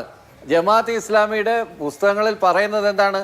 ജമാഅത്ത് ഇസ്ലാമിയുടെ പുസ്തകങ്ങളിൽ പറയുന്നത് ഹിസ്ബുൾ മുജാഹിദീൻ എന്ന് പറയുന്നത് ഞങ്ങളുടെ സഹോദര സംഘടനയാണെന്നാണ്. അത് അവരുടെ പത്രത്തിനകത്ത് മലയാളത്തിൽ അടിച്ചു വന്നിട്ടുണ്ട്, കാശ്മീരിലെ ജമാഅത്ത് ഇസ്ലാമിയെ കുറിച്ചുള്ള ലേഖനത്തിൽ. അപ്പോൾ അങ്ങനെയൊക്കെയുള്ള കണക്ഷൻസ് ഉള്ള സംഘടനയ്ക്ക് അങ്ങനെ ആഗോളതലത്തിൽ ഫണ്ട് വരുന്ന ഒരു സംഘടനയെ എങ്ങനെയാണ് മുസ്ലിം ലീഗിനെ ഹൈജാക്ക് ചെയ്തതെന്ന് വളരെ കൃത്യമായിട്ട് നമുക്കെല്ലാം അറിയാവുന്ന കാര്യമാണ്. മുസ്ലിം ലീഗിന് വേണ്ടി സംസാരിക്കുന്നത് ജമാഅത്ത് ഇസ്ലാമിക്കാരാണ്. ഈ കോൺഗ്രസ് കളിക്കുന്നത് തീക്കൊള്ളി കൊണ്ട് തല ചൊറിയുന്നതിന് തുല്യമാണ്. അതിനവർക്ക് വലിയ വില കൊടുക്കേണ്ടി വരും. അത് വീണ്ടും വീണ്ടും വീണ്ടും കാണിക്കുകയാണ്. ഒരു അല്ലെങ്കിൽ ഒരു ഭരണത്തിന് വേണ്ടിയിട്ട് 10 വർഷമായിട്ട് കിട്ടാതിരിക്കുന്നുണ്ട്, ഭരണത്തിന് വേണ്ടിയിട്ട് ഇത്തരം കുറുക്കു വഴികൾക്ക് വേണ്ടി ശ്രമിക്കുമ്പം മതേതര മൂല്യങ്ങളാണ്, കേരളത്തിൻ്റെ മതേതര മൂല്യങ്ങളാണ് നമ്മൾ ബലിയെടുക്കുന്നത് എന്നുള്ളൊരു കാര്യം നമ്മൾ കാണാതിരുന്നുകൂടാ. ഞാൻ നേരത്തെ പറഞ്ഞത് കണക്കുപോലെ ഭൂരിപക്ഷ വർഗീയത തന്നെയാണ് ന്യൂനപക്ഷ വർഗീയത ശക്തിപ്പെടുത്തുന്നത്. ഭൂരിപക്ഷ വർഗീയതയും ന്യൂനപക്ഷ വർഗീയതയും ഒരേ തരത്തിൽ എതിർക്കപ്പെടേണ്ടതാണ്. ന്യൂനപക്ഷ വർഗീയതയും ഭൂരിപക്ഷ വർഗീയതയും എതിർക്കപ്പെടണം എന്ന പോയിന്റ് ഞാൻ എടുത്തു, ഞാൻ അതിനോട് അനുകൂലിക്കുന്നു. രണ്ട്, ഇപ്പൊ കാസർഗോഡ് മുനിസിപ്പാലിറ്റിയെ കുറിച്ച് സജി ചെറിയാന്റെ ഉദാഹരണം ഒരർത്ഥത്തിൽ ശരിയാണ്. അവിടെ 2 തരത്തിലുള്ള കൺസോൾട്ടേഷൻ. ഒരു ഭാഗത്ത് ഒരു സമുദായക്കാരല്ല അവരുടെ പാർട്ടിക്ക് വോട്ട് ചെയ്യുന്നു, അല്ലെങ്കിൽ അവരുടെ പാർട്ടിയായിട്ട് ഒരു പാർട്ടിയെ കാണുന്നു, മറുവശത്ത് മറു സമുദായം വേറൊരു പാർട്ടി അവരുടെ പാർട്ടിയെ കാണുന്നു. ഇത് ആരോഗ്യകരമായ ജനാധിപത്യ മാതൃകയല്ല. അത് പക്ഷെ അങ്ങനെ അല്ലല്ലോ അദ്ദേഹം ഉദാഹരിച്ചത്, അല്ലെങ്കിൽ അങ്ങനെയല്ലല്ലോ അദ്ദേഹം പ്രൊഡ്യൂസ് ചെയ്തത്. പേര് നോക്കിയാൽ അറിയാം അവിടെ എന്താണ് സംഭവിക്കുന്നത് എന്നുള്ളത് കൃത്യമായി കമ്മ്യൂണൽ കളറുള്ള ഒരു പ്രസ്താവനയാണ്. ഒപ്പം ശരി, കാസർഗോഡ് മുനിസിപ്പാലിറ്റി അദ്ദേഹം ഉദാഹരിച്ചു. അങ്ങനെയാണെങ്കിൽ തിരുവനന്തപുരം കോർപ്പറേഷനെ കൂടി ഉദാഹരിക്കായിരുന്നല്ലോ. ആദ്യമായിട്ട് കേരളത്തിൽ BJP അധികാരത്തിൽ വന്ന കോർപ്പറേഷനിലെ തിരുവനന്തപുരം. അപ്പോൾ കാസർഗോഡ് പറഞ്ഞ കൂട്ടത്തിൽ തിരുവനന്തപുരം കൂടി സജി ചെറിയാൻ പറഞ്ഞില്ലല്ലോ. അപ്പോൾ എന്താണ് ആ പരാമർശത്തിന്റെ, ആ വർത്തമാനത്തിന്റെ ഉദ്ദേശശുദ്ധി എന്നുള്ളതാണ് ഇവിടുത്തെ പ്രശ്നം. എപ്പോഴും നമ്മൾ ഈ അക്രോബാറ്റിക്സ് അല്ലെങ്കിൽ ഈ ബാലൻസിങ് ആക്ട് എല്ലാ പ്രസംഗങ്ങളിലൊന്നും നടത്താനൊന്നും പറ്റില്ല അഭിലാഷ്. ഈ പറയുന്ന കണക്കോല അങ്ങനെ ബാലൻസിങ് ഭയങ്കര ഡിപ്ലോമാറ്റിക് ആയിട്ട് സംസാരിക്കുന്ന ഒരാളാണ് സജി ചെറിയാനെങ്കിൽ സജി ചെറിയാൻ ഇത്ര വലിയ കുഴപ്പങ്ങളൊന്നും ഇന്ന് ഇടത്തില്ലായിരുന്നു. നേരത്തെ ഭരണഘടനയെക്കുറിച്ച് പറഞ്ഞതും മറ്റ് സജി ചെറിയാൻ്റെ കുറേ വെള്ളി വീണ വാക്കുകളും ഒക്കെ നമുക്കറിയാവുന്നതാണ്. സജി ചെറിയാനാണ് അത് പറഞ്ഞത്. അതുകൊണ്ട് തന്നെയാണ് അയാൾക്ക് ആ ബാലൻസിങ് ആക്ട് അറിയില്ല. ആ ബാലൻസിങ് ആക്ട് അറിയാമെങ്കിൽ അത് ഡിപ്ലോമാറ്റിക്കലി അത് പ്ലേസ് ചെയ്തേനെ. പക്ഷേ അത് പറഞ്ഞപ്പോൾ ഇങ്ങനെയാണ് അതിനെ വ്യാഖ്യാനിക്കാൻ വേണ്ടിയിട്ട് ഒരുപാട്. പക്ഷേ അത് ആ ഒരു ഉദ്ദേശത്തിലല്ല പറഞ്ഞത്. അത് വളരെ കൃത്യമായിട്ട് സജി ചെറിയാൻ്റെ ഓരോ പ്രവർത്തനങ്ങളും നോക്കുന്ന ഒരാൾക്കറിയാം. അയാൾ ഒരിക്കലും വർഗീയമായിട്ട് ചിന്തിക്കുന്ന ഒരാളല്ല, അങ്ങനെ ഒരു സ്റ്റേറ്റ്മെൻറ്റ് നടത്തുന്ന ആളുമല്ല. അയാളുടെ ചില ഈ MM മണിയുടെ കാര്യം പറഞ്ഞു കണക്കോലെ ഈ പറയുന്ന കണക്കോലെ ചില ഘട്ടങ്ങളിൽ അയാൾ വീണു പോവുകയും അതിനെ കൃത്യമായിട്ട് മുതലെടുക്കുകയും ചെയ്യുന്നു എന്നുള്ളതാണ്. മുമ്പ് ഈ ജയരാജൻ സംസ്ഥാനം ഭരിക്കുന്ന ഒരു മന്ത്രിയാണ്, അദ്ദേഹത്തിന് പറ്റുന്ന മന്ത്രിയുടെ വാക്കുകൾ സാമുദായിക ധ്രുവീകരണത്തിന്, സമൂഹത്തിൽ കാലുഷ്യം ഉണ്ടാക്കുന്നതിന് ഉപയോഗിക്കപ്പെടുന്നത് ആരുടെ ഉത്തരവാദിത്വമാണ്? അദ്ദേഹത്തിന്റെ തന്നെ ഉത്തരവാദിത്വമാണ്. എന്റെ ഉദ്ദേശശുദ്ധി വേറെയാണ് എന്ന് പറഞ്ഞിട്ട് അദ്ദേഹത്തിന് തടിയൂരാൻ കഴിയില്ല. അദ്ദേഹത്തിന്റെ വാക്കുകൾ. ഷുക്കൂർ, കോൺഗ്രസ് പൊതുവെ ഡിപ്ലോമാറ്റിക് ആയിട്ട് ഈ സാമുദായിക സംഘടനകളെയൊക്കെ കൈകാര്യം ചെയ്യുന്ന ഒരു പാർട്ടിയാണല്ലോ. പക്ഷെ ഇപ്പോൾ എന്താണ് സംഭവിക്കുന്നത്? പ്രതിപക്ഷ നേതാവ് കേരള മുസ്ലിം ജമാഅത്തിന്റെ പരിപാടിയിൽ ചെന്ന് വെള്ളാപ്പള്ളി നടേശനെ കാറിൽ കയറ്റിയതിനെയും വെള്ളാപ്പള്ളി നടേശനെ ഷാൾ അണിയിച്ചതിനെയും വിമർശിക്കുന്നു, മുഖ്യമന്ത്രിയെ വിമർശിക്കുന്നു. അദ്ദേഹം അതേ സമയത്ത് തന്നെ സ്വന്തം കാറിലല്ലാതെ വേറൊരു സ്വകാര്യ വാഹനത്തിൽ സഭയുടെ സിനഡിൽ അപ്രതീക്ഷിത അതിഥിയായി എത്തുന്നു. ഹൈന്ദവ സാമുദായിക സംഘടനകളോട് വി.ഡി. സതീശനും കോൺഗ്രസിനും എന്താണ് പ്രശ്നമെന്ന് അതിന്റെ ജനറൽ സെക്രട്ടറിമാർക്ക് വാർത്താ സമ്മേളനം വിളിച്ച് ചോദിക്കേണ്ടി വരുന്നു. ഇത് മുമ്പ് നമ്മൾ കണ്ടിട്ടില്ലാത്തൊരു സെനാരിയോ ആണ്. കോൺഗ്രസ് പാർട്ടി ഇങ്ങനെ തന്നെ മുന്നോട്ട് പോകാനാണോ തീരുമാനിച്ചിരിക്കുന്നത്? അല്ല, അഭിലാഷ് ഇപ്പോൾ പറയുന്ന ചോദ്യങ്ങൾക്ക് എന്നോട് ചോദിച്ചതിന് മറുപടി പറയുമ്പോൾ കൃത്യമായൊരു കാര്യം പറയട്ടെ. എന്തുകൊണ്ടാണ് സതീശൻ, ബഹുമാന്യനായ പ്രതിപക്ഷ നേതാവ്, ഈ കാന്തപുരം അദ്ദേഹം നടത്തിയ ആ യാത്രയുമായി ബന്ധപ്പെട്ട് ഇത്തരത്തിൽ അങ്ങനെ പ്രസംഗിക്കാനുണ്ടായ സാഹചര്യം എന്തായിരുന്നു? കേരളത്തിൻ്റെ മുഖ്യമന്ത്രി അവിടെ മനുഷ്യ സ്നേഹം വർദ്ധിപ്പിക്കാൻ, മനുഷ്യന് വേണ്ടിയുള്ള എന്താ പറയുക, ഒരു സൗഹാർദ്ദ അന്തരീക്ഷം നമ്മുടെ കേരളത്തിൽ വളരണം, ആ രൂപത്തിൽ ഉണ്ടാകണം എന്ന് ആഗ്രഹിച്ച ഒരു ആത്മീയ നേതാവ്, അദ്ദേഹം നടത്തിയ ആ യാത്രയിൽ മുഖ്യമന്ത്രി പറഞ്ഞത് എന്തായിരുന്നു? മുഖ്യമന്ത്രി പഴയ ഈ നാട്ടിൽ സാമുദായിക കലാപങ്ങളുടെ നാടല്ലായിരുന്നു. എന്നാൽ പഴയ കാലത്ത് സാമുദായിക കലാപങ്ങൾ ഉണ്ടായിരുന്നു. അത് പേരെടുത്ത് ഞാൻ ആ പേരൊന്നും ആവർത്തിക്കാൻ ആഗ്രഹിക്കുന്നില്ല. സത്യത്തിൽ അതെല്ലാം നമ്മുടെ നാടിന് ദോഷം ചെയ്തതാണ്. നമ്മുടെ സാമൂഹ്യമായ ഐക്യവും നമ്മുടെ സ്നേഹവും നമ്മുടെ സ്പർദ്ധയില്ലാത്ത അവസ്ഥയും ഉണ്ടായിരുന്നെന്ന് മാറ്റപ്പെട്ട സാഹചര്യങ്ങളെ സൃഷ്ടിച്ചതാണ്. അത് വീണ്ടും ഉണ്ടാകണമെന്ന് നമ്മൾ ആരും ആഗ്രഹിക്കുന്നില്ല. പക്ഷേ കേരളത്തിൻ്റെ മുഖ്യമന്ത്രി അതവിടെ അങ്ങനെ പരാമർശിക്കുമ്പോൾ കേരളത്തിൻ്റെ മുഖ്യമന്ത്രി മതേതരത്വത്തിൻ്റെ വക്താവാണ് എന്ന തരത്തിലേക്ക് പോകുന്നത് കണ്ടപ്പോൾ അതവിടെ ഉണ്ടായ മുഖ്യമന്ത്രിയുടെ വീഴ്ചയും പാളിച്ചകളും ചൂണ്ടിക്കാണിക്കണ്ടേ? അതൊരു സാമുദായിക നേതാവിനെ ആക്രമിക്കുകയാണോ? അല്ലല്ലോ. അങ്ങനെ ഒരു സംഭവവും അങ്ങനെ അതിനെ ഇൻ്റർപ്രറ്റ് ചെയ്തെടുക്കാൻ കഴിയുമോ? അങ്ങനെയാണോ? അത് മുഖ്യമന്ത്രി പറഞ്ഞ കാര്യങ്ങൾക്ക് അത് മനസ്സിൽ വെച്ചുകൊണ്ട് തന്നെ അത്തരമൊരു സാഹചര്യം നമ്മുടെ നാട്ടിൽ ഉണ്ടാകാതിരിക്കാൻ മതേതരത്വം എന്ന് പറയുന്ന ആ സങ്കല്പം അതേപോലെ അതിന് പരിരക്ഷ കൊടുക്കാൻ, അത് നിലനിർത്താൻ വേണ്ട സാഹചര്യം ഉണ്ടാക്കേണ്ട മുഖ്യമന്ത്രി എങ്ങോട്ട് പോയി എന്ന് ചൂണ്ടിക്കാണിച്ചതല്ലേ? ആ ചൂണ്ടിക്കാണിച്ചത് ഏതെങ്കിലും വ്യക്തിയെ ആക്ഷേപിക്കാൻ വേണ്ടിയാണോ? മുഖ്യമന്ത്രി എടുക്കേണ്ട ഉത്തരവാദിത്തം അത്തരത്തിൽ അത് കാണിക്കാതിരിക്കുകയും ഒരു പക്ഷം ചേരുന്നത് പോലെയുള്ള പ്രവർത്തനങ്ങളിലേക്ക് പോവുകയും മതേതര നമ്മുടെ സങ്കല്പത്തെ അതിനെ തകർക്കുന്ന ഒന്നായി ജനങ്ങൾക്ക് തോന്നുന്ന സാഹചര്യങ്ങൾ സൃഷ്ടിക്കപ്പെട്ടു എന്നുള്ളത് പറയാൻ പാടില്ലേ? ഒരു പ്രതിപക്ഷ നേതാവ് പറഞ്ഞുകൂടെ? ഒരു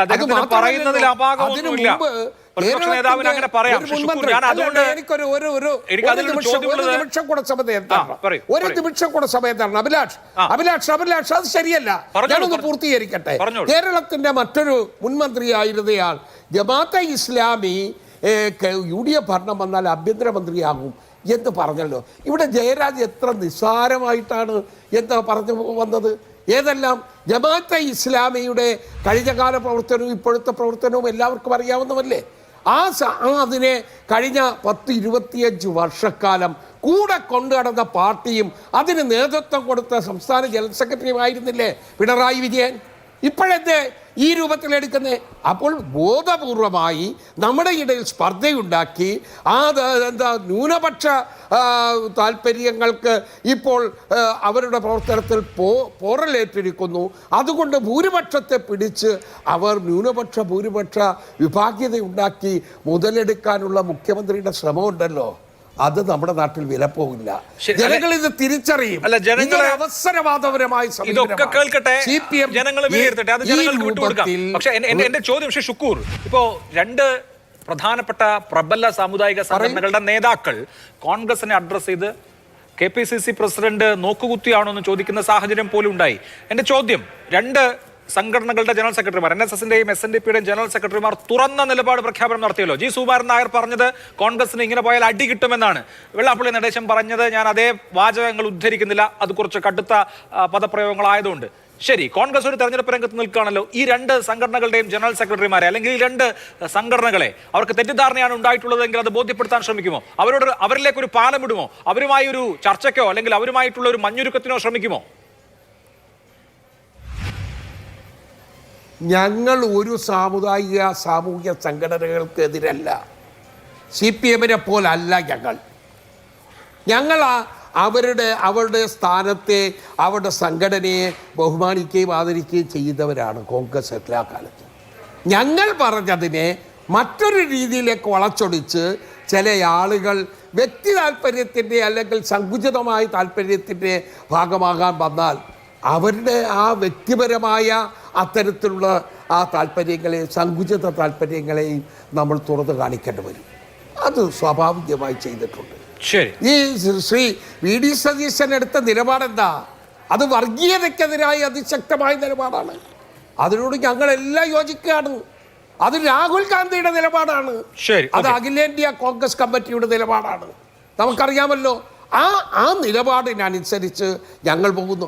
അതുകൊണ്ട് തന്നെയാണല്ലോ ഏതായാലും ബഹുമാന്യനായ ആദരണീയനായ NSSന്റെ ജനറൽ സെക്രട്ടറി ഇന്ന് ചിലത് തിരുത്തി പറഞ്ഞിട്ടുണ്ടല്ലോ.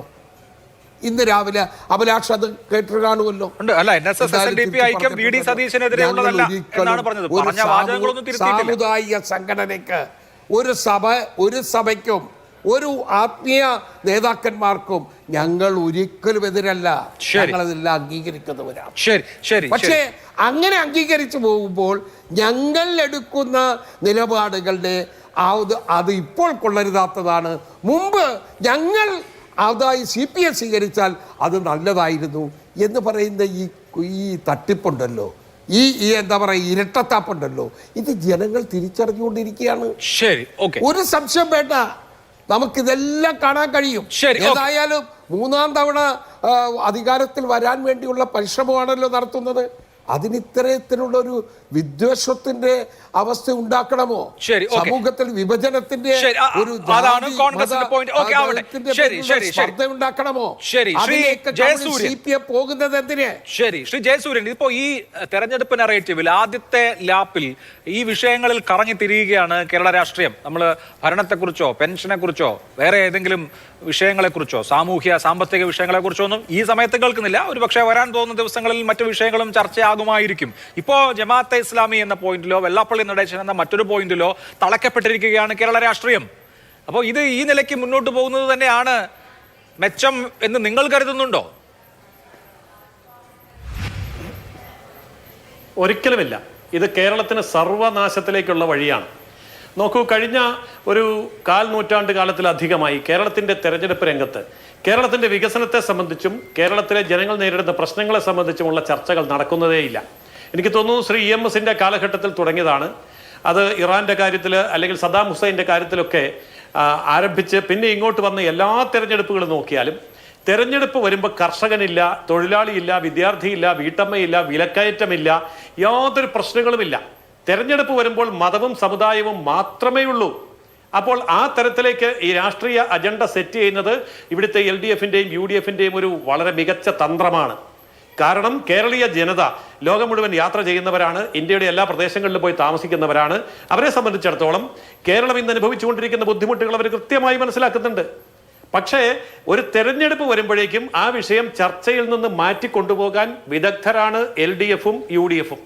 അവർ ആ സമയമാകുമ്പോഴത്തേക്കും വർഗീയമായ ജാതീയമായിട്ടുള്ള അതുപോലെ തന്നെ വംശീയമായിട്ടുള്ള സെൻസേഷണലായിട്ടുള്ള കാര്യങ്ങൾ രംഗത്ത് കൊണ്ടുവരികയും അത്തരം കാര്യങ്ങളെ ചർച്ചയിൽ കത്തിജ്വലിച്ച് നിർത്തുകയും ചെയ്തുകൊണ്ട് തെരഞ്ഞെടുപ്പ് കഴിയുന്നവരെ അങ്ങ് പോകും.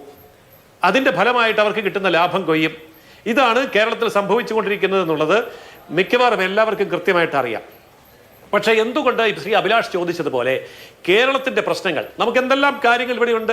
ഇവിടെ നമുക്ക് വന്യജീവി ശല്യമുണ്ട്, അതിനെക്കുറിച്ച് യാതൊരു ചർച്ചയുമില്ല. ഇവിടെ വിലക്കയറ്റമുണ്ട്, അതിനെക്കുറിച്ച് യാതൊരു ചർച്ചയുമില്ല. ഇവിടെ അഴിമതിയുണ്ട്, അതിനെക്കുറിച്ച് യാതൊരു ചർച്ചയുമില്ല. അയ്യപ്പനെ മോഷ്ടിച്ചു കൊണ്ടുപോയ കാര്യമുണ്ട്, അതിനെക്കുറിച്ചുള്ള ചർച്ചയിൽ നിന്ന് ഇപ്പോൾ വഴിമാറ്റാൻ ശ്രമിക്കുകയാണ്. അപ്പോൾ ജനങ്ങളുടെ പ്രശ്നങ്ങൾ, ജനങ്ങൾ നേരിടുന്ന ദുരിതങ്ങൾ, ഇതിൽ നിന്നെല്ലാം വഴിമാറ്റി ജാതിയുടെയും മതത്തിൻ്റെയും സെൻസേഷണലായിട്ടുള്ള കാര്യങ്ങൾ കത്തിച്ചു നിർത്തിയാൽ ഞങ്ങൾക്ക് ആവശ്യമായ വോട്ട് ശേഖരിച്ചെടുക്കാൻ കഴിയും. അതിനുള്ള ഒരു അകമ്പടി, അതിനുള്ള ചേരുവകൾ ചേർത്ത് ഇവർ തെരഞ്ഞെടുപ്പ് ആഘോഷമാക്കുകയാണ്. ഇത് കേരളത്തിന് ആത്യന്തികമായി വലിയ നാശത്തിലേക്കായിരിക്കും പോകുന്നത്.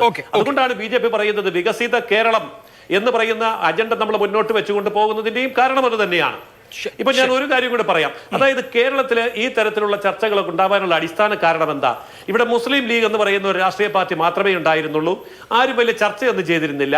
ആ സമയത്താണ് പിന്നെ PDP വരുന്നു, SDPI വരുന്നു, INL വരുന്നു, വെൽഫെയർ പാർട്ടി വരുന്നു, PFI, popular front, Jamaat-e Islami, എന്തെല്ലാമാണ് എണ്ണിയാൽ ഒടുങ്ങാത്ത സംഘടനകൾ.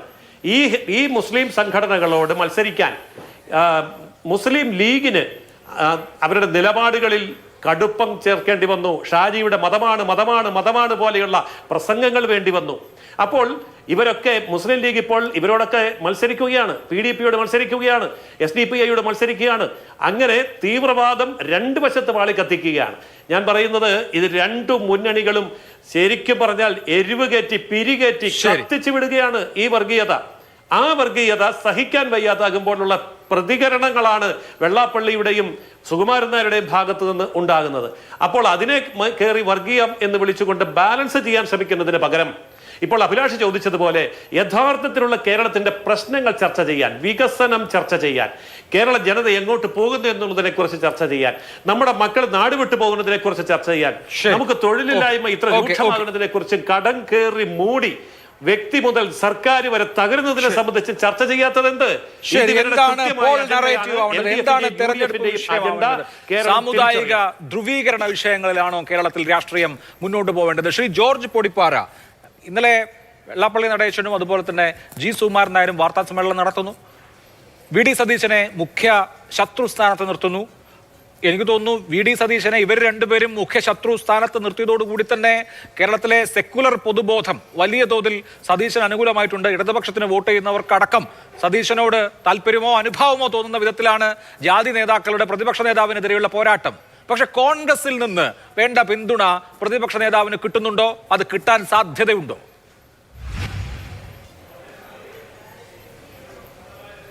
അഭിലാഷ്, ആദ്യം തന്നെ അഡ്വക്കേറ്റ് ജയസൂര്യൻ പറഞ്ഞ ഒരു കാര്യത്തോട് ഞാൻ യോജിക്കുകയാണ്. അദ്ദേഹം പറഞ്ഞതിനകത്ത് കുറച്ച് കാര്യങ്ങളുണ്ട്. പക്ഷേ അദ്ദേഹം അവസാനം അതുകൊണ്ട് കളഞ്ഞു. അതാണ് എനിക്ക് അഡ്വക്കേറ്റ് ജയസൂര്യനോട് പറയാനുള്ളത്. ചർച്ച ചെയ്യേണ്ടതൊന്നുമല്ല, വർഗീയത ആളിക്കത്തിക്കുന്നതിൽ എല്ലാവർക്കും പങ്കുണ്ടെന്നൊക്കെ പറഞ്ഞു. പക്ഷേ സമീപകാലത്ത് ഏറ്റവും കൂടുതൽ വർഗീയത ആളിക്കത്തിച്ചവർക്ക് നിങ്ങൾ ഗുഡ് സർട്ടിഫിക്കറ്റ് കൊടുത്തു. ഈ അടുത്ത കാലത്ത് ഏറ്റവും കൂടുതൽ കേരളത്തിൽ വർഗീയത സൃഷ്ടിച്ചതും അത് ആളിക്കത്താനുള്ള ഇന്ധനം പകർന്നതുമൊക്കെ അതിന് സത്യം പറഞ്ഞാൽ വെള്ളാപ്പള്ളി നടേശൻ എന്ന വ്യക്തിയാണ്. അപ്പോൾ നിങ്ങൾ പറഞ്ഞ മുസ്ലിം ലീഗും അതുപോലെ തന്നെ മറ്റു കക്ഷികളും മുസ്ലിം കക്ഷികളും ഈ പറഞ്ഞ പോലെ വർഗീയത വല്ലാതെ ഇത് ചെയ്യുന്നതുകൊണ്ടാണ് അതിനെ കൗണ്ടർ ചെയ്യാനാണ് ഗത്യന്തരമില്ലാതെയാണ് വെള്ളാപ്പള്ളി നടേശനും അതുപോലെ തന്നെ സുകുമാരൻ നായരും വർഗീയത പറയുന്നത്, ജാതീയത പറയുന്നത് എന്ന് പറഞ്ഞിടത്ത് എല്ലാം പോയി. നിങ്ങൾ പൊതുവായിട്ടിത് പറയുകയാണെങ്കിൽ നമുക്കത് അംഗീകരിക്കാവുന്നതാണ്. കേരളം വലിയ നാശത്തിലേക്കാണ് പോകുന്നതെന്നുള്ള ആ കാഴ്ചപ്പാടിനോട് യോജിക്കാം നമുക്ക്. പക്ഷെ മറിച്ച് നിങ്ങൾ ചിലർക്ക് ഗുഡ് സർട്ടിഫിക്കറ്റ് കൊടുക്കുന്നു, വേറെ ചിലരെ ഏകപക്ഷീയമായിട്ട് ഒറ്റ തിരിച്ച് ആക്രമിക്കുന്നു. അവിടെയാണ് ഈ പ്രശ്നം കിടക്കുന്നത്. അതാണ് BJPയുടെ കാപട്യം. ഒരു വശത്തെ വർഗീയത മാത്രം കാണുകയും മറുവശത്തെ വർഗീയതയ്ക്ക് നിങ്ങളുടെ ഒരു ന്യായീകരണം ചമച്ച് അത് എത്രത്തോളം ഞങ്ങൾക്ക് അനുകൂലമായാൽ അതിനെ സ്വന്തമാക്കാനുള്ള ആ ഒരു തക്കം പാർത്തിരിക്കുക. ഈ കാര്യത്തിൽ BJPക്ക് എന്തായാലും ഇതിൻ്റെ അകത്തൊരു ധാർമ്മികത പറയാനുള്ള അവകാശമൊന്നുമില്ല. ആകെ മൊത്തം മലയാളത്തിൽ അങ്ങനെയൊക്കെ പറയുമല്ലോ ഒരു പ്രയോഗം. ആകെ മൊത്തം നോക്കിയാൽ ഇന്ത്യ മഹാരാജ്യത്ത് ഈ ജാതിയുടെയും മതത്തിൻ്റെയും പേരിൽ ഏറ്റവും കൂടുതൽ വോട്ട് നേടുന്നതും ഏറ്റവും കൂടുതൽ അധികാര പദവികൾ അനുഭവിക്കുന്നതും BJP തന്നെയാണ്. കേരളത്തിൽ BJPക്ക് അത്രയും സാധിക്കാത്ത എന്തുകൊണ്ടാണ്? സാധിക്കാത്തതിന് ഒറ്റ കാരണമേ ഉള്ളൂ. കേരളത്തിൻ്റെ ആ ഒരു ഡെമോഗ്രാഫിക് ഘടന. മലബാറിലേക്ക് നോക്കിയാൽ അവിടെ മുസ്ലിം സമുദായം ഒരു നിർണായക ശക്തിയാണ്. തെക്കോട്ട് തൃശ്ശൂർ കടന്ന് അങ്ങ് കോട്ടയം വരെയെങ്കിലും കോട്ടയത്തിനപ്പുറത്ത് പത്തനംതിട്ട ഏതാണ്ട് ആലപ്പുഴ വരെയൊക്കെ ക്രിസ്ത്യൻ സമുദായവും വലിയ ശക്തിയാണ്. അവിടെയൊക്കെ ആര് ജയിക്കണം ആര് തോൽക്കണം എന്ന് തീരുമാനിക്കാനുള്ള കഴിവൊക്കെ ഈ സമുദായങ്ങൾക്കുള്ളത് കൊണ്ട് 80% ഹിന്ദു സമൂഹമുള്ളിടത്തെ പോലെ ഒരു കളി കളിക്കാൻ ഇവിടെ BJPക്ക് പറ്റുന്നില്ല എന്നുള്ളതാണ് വസ്തുത. പിന്നെ ഏറ്റവും പ്രധാനപ്പെട്ടൊരു ഘടകം ഒരറ്റം മുതൽ കാസർഗോഡ് മുതൽ തിരുവനന്തപുരം വരെ ഒരു പൊതു സാന്നിധ്യമായി നിൽക്കുന്ന ഇടതുപക്ഷ സാന്നിധ്യവും. ഇതാണ് കേരളത്തെ ഇപ്പോഴും വ്യത്യസ്തമാക്കി നിർത്തുന്നത്. പക്ഷെ നിർഭാഗ്യവശാൽ ആ ഒരു ബാലൻസിങ് ഫാക്ടറായിരുന്ന ഇടതുപക്ഷം ഇപ്പോൾ എന്ത് സംഭവിച്ചു അവർക്കെന്ന് എനിക്ക് മനസ്സിലാവുന്നില്ല. അവരെന്തുകൊണ്ട് ഇങ്ങനെ ആയിപ്പോയി എന്നോർത്ത് വല്ലാത്തൊരു സങ്കടവും തോന്നുന്നുണ്ട്. കേരളത്തെ കേരളമാക്കി അതിനെ ഈ പറയുന്ന രീതിയിലൊരു വർഗീയത ആളിക്കത്താതെ അതിനെ ഇന്ന് കാണുന്ന കേരളമാക്കി നിർത്തുന്നതിൽ ഈ ഡെമോഗ്രാഫിക് ഘടനയ്ക്കൊപ്പം തന്നെ ഈ പറയുന്ന ഇടതുപക്ഷ മനസ്സിനും ഇവിടുത്തെ കോൺഗ്രസിനും CPM-നും ഒക്കെ ഒരു ഇടതുപക്ഷ മനസ്സുണ്ട്. ആ മനസ്സ് എങ്ങനെ കൈമോശം വരുന്നു എന്നുള്ള ഓർത്താണ് കേരളം സത്യത്തിൽ ദുഃഖിക്കേണ്ടത്. ഞാൻ അവിടെ വെച്ച് നിർത്തുകയാണ്. പിന്നെ അഭിലാഷ് ചോദിച്ചൊരു ചോദ്യം ശരിയാണ്. ഒറ്റ നോട്ടത്തിൽ നോക്കുമ്പോൾ VD സതീശൻ പറഞ്ഞ കാര്യങ്ങൾ സമീപകാലത്ത് കേരളത്തിലെ എന്താ പറയുക കേട്ട ഏറ്റവും നല്ല വാക്കുകളാണ്. അതായത് നിങ്ങളൊരു തെരഞ്ഞെടുപ്പിൽ തോറ്റാലും 2 തെരഞ്ഞെടുപ്പിൽ തോറ്റാലും മതേതരത്വത്തിന് വേണ്ടി നിലകൊള്ളണം. അതിൻ്റെ പേരിൽ ഞാൻ രക്തസാക്ഷിയായാൽ വീരാളി പട്ട് പുതച്ച് കിടക്കും എന്ന് പറയുന്ന ആ ഒരു ആർജവുണ്ടല്ലോ, അതാണ് താങ്കൾ പറഞ്ഞതുപോലെ കേരളത്തിൻ്റെ മതേതര മനസ്സാ മനുഷ്യനൊപ്പം നിൽക്കാനുള്ള കാരണം. പിന്നൊരു കാര്യം അദ്ദേഹം പറഞ്ഞല്ലോ, അദ്ദേഹം പറഞ്ഞു ഞാൻ ഒരു എന്താ പറയുക ഞാൻ നിരീശ്വരനല്ല, ഞാൻ എല്ലാ സമുദായ സംഘടനകൾക്കും എതിരല്ല, നേതാക്കൾക്കെതിരല്ല, ഞാൻ അവരെ കാണാൻ പോകാറുണ്ട്, അവരോട് എനിക്ക് വിരോധമില്ല, പക്ഷെ അവർ വർഗീയത പറഞ്ഞാൽ ഞാൻ അതിനെ എതിർക്കും എന്നല്ലേ അദ്ദേഹം പറയുന്നുള്ളൂ. അദ്ദേഹം ഇൻഡിവിജ്വലായിട്ട് വെള്ളാപ്പള്ളി നടേശനെ എന്തെങ്കിലും പള്ളു പറഞ്ഞ് നമ്മൾ കേട്ടിട്ടുണ്ടോ? സുകുമാരൻ നായരെ എന്തെങ്കിലും വ്യക്തിപരമായിട്ട് പള്ളു പറഞ്ഞ് ചീത്ത വിളിച്ച് നമ്മൾ കേട്ടിട്ടുണ്ടോ? തിണ്ണ നരങ്ങില്ല. രാഷ്ട്രീയക്കാരോടാണ് അദ്ദേഹം പറഞ്ഞത്, സത്യത്തിൽ നിങ്ങൾ ഈ പറയുന്ന സമുദായ നേതാക്കൾ ഇരിക്കാൻ പറഞ്ഞാൽ ഇരുന്നാൽ മതി, കിടക്കണ്ടെന്നല്ലേ പറഞ്ഞിട്ടുള്ളൂ. അത് ഇന്നും അദ്ദേഹം ആവർത്തിച്ചല്ലോ. 2016 ഇതേ തരത്തിൽ അദ്ദേഹം മതേതരത്വത്തെക്കുറിച്ച് പ്രസംഗിച്ചിട്ടുണ്ട്. 2025 അല്ലെങ്കിൽ 26 അതേ സ്വരമാണ് കേൾക്കുന്നത്. അതിനെ എന്തിനാണ് ഇത്രമാത്രം ഹാലിളകുന്നത്? ഹാലിളകേണ്ട ഒരു കാര്യമില്ല. പക്ഷെ പ്രശ്നം എന്താണെന്ന് വെച്ചാൽ അഭിലാഷ് ചോദിച്ചൊരു ചോദ്യം, എന്തുകൊണ്ട് കോൺഗ്രസ് പൂർണ്ണ മനസ്സോടെ സതീശന് പിന്നിൽ അണിനിരക്കുന്നില്ല? അതൊരു ഡിപ്ലോമസിയാണ്. എല്ലാവരും കൂടെ ഒരുമിച്ച് ആക്രമിക്കണ്ട എന്ന് വിചാരിച്ചിട്ടുണ്ടാവും. പിന്നെ അതിനകത്തുള്ള ഇന്നർ പാർട്ടി പൊളിറ്റിക്സും, അതായത് സതീശൻ അങ്ങനെ എല്ലാ ശ്രദ്ധയും പിടിച്ച് എല്ലാറ്റിൻ്റെയും ക്രെഡിറ്റ് സജീവനിലേക്ക് ഈ സതീശൻ മാത്രം അങ്ങനെ അടിച്ചുകൊണ്ട് പോകണ്ട എന്നുള്ളൊരു ചിന്ത ഒരു പക്ഷേ രമേശ് ചെന്നിത്തലയ്ക്ക് ഉണ്ടാകാം, അതല്ലെന്നുണ്ടെങ്കിൽ ഈ പറഞ്ഞ KPCC പ്രസിഡന്റ് ഉണ്ടാകാം. അല്ലെങ്കിൽ ഒന്ന് ആലോചിച്ച് നോക്കി, ഇന്നലെ ഇത്രയും വലിയ സംഭവം നടന്നപ്പോൾ കൊടുക്കുന്നിൽ സുരേഷ് ഇന്നലെ രാത്രി ഒളിച്ചുപോയി എന്ന് പറഞ്ഞ പോലെ അവിടെ പോയി പെരുന്നേ പോയി ആശീർവാദം തേടേണ്ട കാര്യമുണ്ടോ? സാധാരണഗതിയിൽ ആരെങ്കിലും ചെയ്യുന്ന കാര്യമാണോ? മാധ്യമപ്രവർത്തകരെ കണ്ട് തിരിച്ചു പോന്നു, റിവേഴ്സ് ഗിയറിലിട്ട് പോന്നു. അന്ന് കഴിഞ്ഞിട്ട് പിന്നെയും പോയി പത്രക്കാർ ചോദിച്ചു, നിങ്ങളെന്തിനാ ഇവിടെ കിടക്കുന്നതെന്ന്, നിങ്ങളെന്തിനാ ഇവിടെ തമ്പടിച്ചിരിക്കുന്നതെന്ന് ചോദിക്കാൻ നല്ല ബെസ്റ്റ് ചോദ്യം.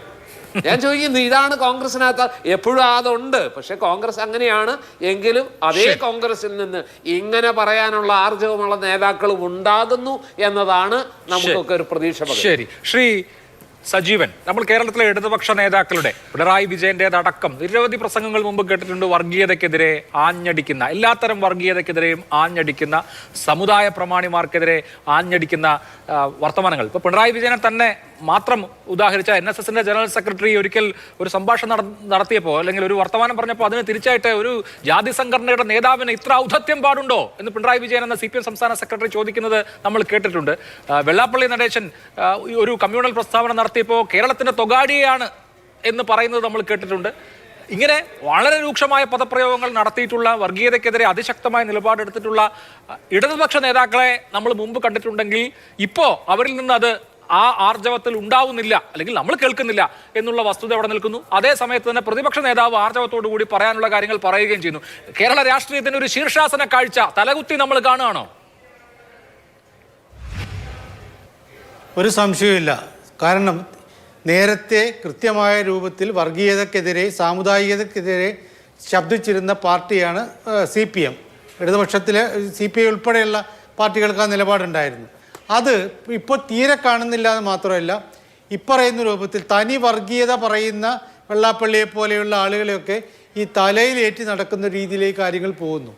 അത് ശീർഷാസനം തന്നെയാണ്.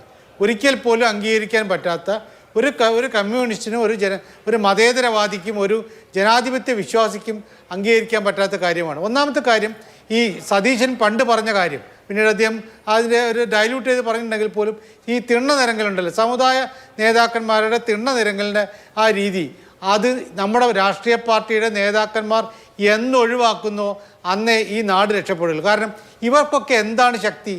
ഇവിടെ SNDP യോഗം പണ്ടൊരു പാർട്ടി ഉണ്ടാക്കിയിരുന്നു, SRP. അതിൻ്റെ ഗതി എന്താണെന്ന് നമുക്കറിയാമല്ലോ. അത് എത്രമാത്രം ഉപ്പ് വെച്ച കലം പോലെ എന്ന് പറയുന്ന രൂപത്തിൽ എവിടെ അലിഞ്ഞു പോയെന്നുള്ള കാര്യം നമുക്കറിയില്ല.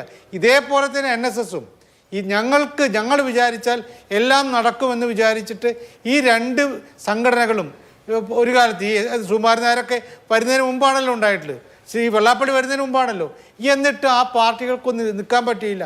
ഇനി വെള്ളാപ്പള്ളിയുടെ ആശീർവാദത്തോടു കൂടി ആരംഭിച്ച ഈ നായാടി മുതൽ നമ്പൂതിരി വരെ എന്നൊക്കെ പറഞ്ഞിട്ട് ആരംഭിച്ച പ്രസ്ഥാനമില്ലേ BDJS, ആ BDJSൻ്റെ ശക്തി എന്താണ്? അവരിപ്പോൾ ഈ BJPയുടെ നിഴലായിട്ട് ഇങ്ങനെ പോകുന്നതല്ലേ ഉള്ളൂ. അപ്പോൾ വളരെ കൃത്യമായിട്ടും അവർക്ക് തന്നെ ഈ സമുദായ നേതാക്കന്മാർ എന്ന് പറയപ്പെടുന്ന ആളുകൾക്ക് തന്നെ അറിയാം തങ്ങൾക്ക് ശക്തിയില്ലാന്ന്.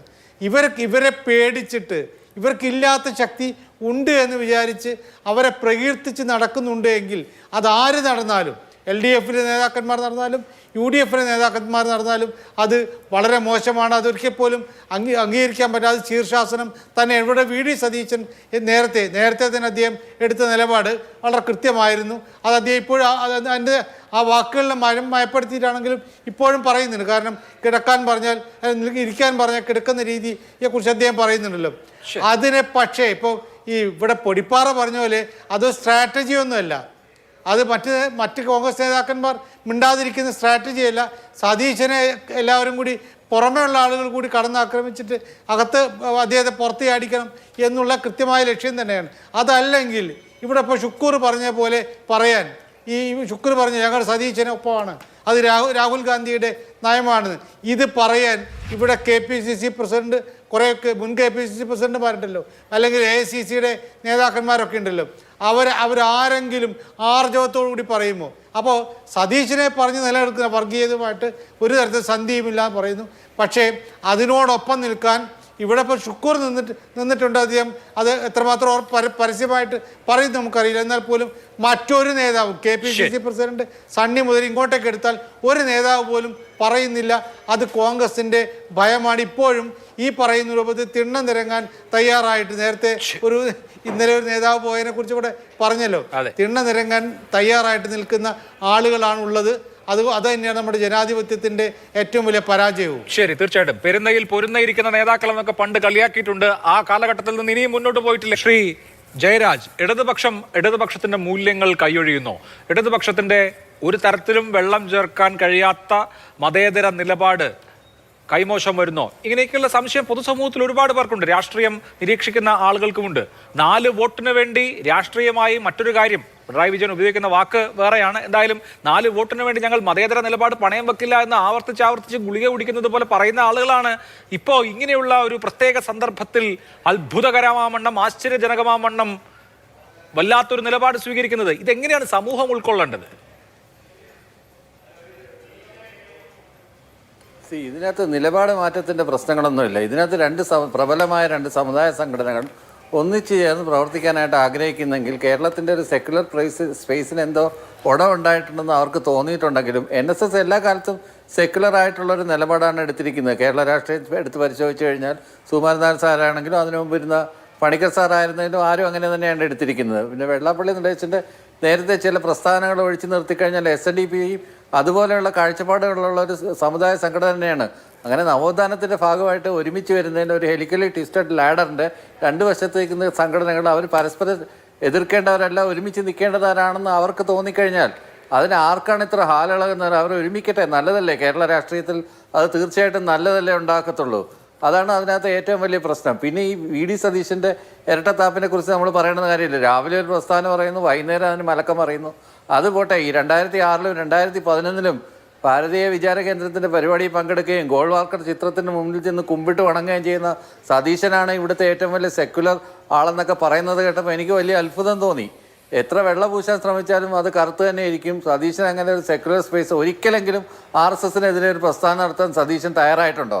സതീശൻ അതിനുള്ള ആർജവം ഉണ്ടായിട്ടുണ്ടോ? എന്തെല്ലാം പ്രശ്നങ്ങൾ ഇവിടെ ഉണ്ടായിട്ടുണ്ട്. സംഘപരിവാറിനെതിരെ ഒരു ശബ്ദം, ഒരു ചെറുവിരൽ അനക്കാൻ, അല്ലെങ്കിൽ ഏതെങ്കിലും ഒരു വർഗീയ സംഘടനയ്ക്കെതിരെ അതിശക്തമായിട്ടുള്ളൊരു നടപടി അല്ലെങ്കിൽ ഒരു പ്രസ്താവന കൊണ്ടെങ്കിലും പറയാൻ സതീശന് കഴിഞ്ഞിട്ടുണ്ടോ ഇതുവരെ കേരള രാഷ്ട്രീയത്തിൽ? പിണറായി വിജയൻ പറഞ്ഞത് കണക്കോലെ.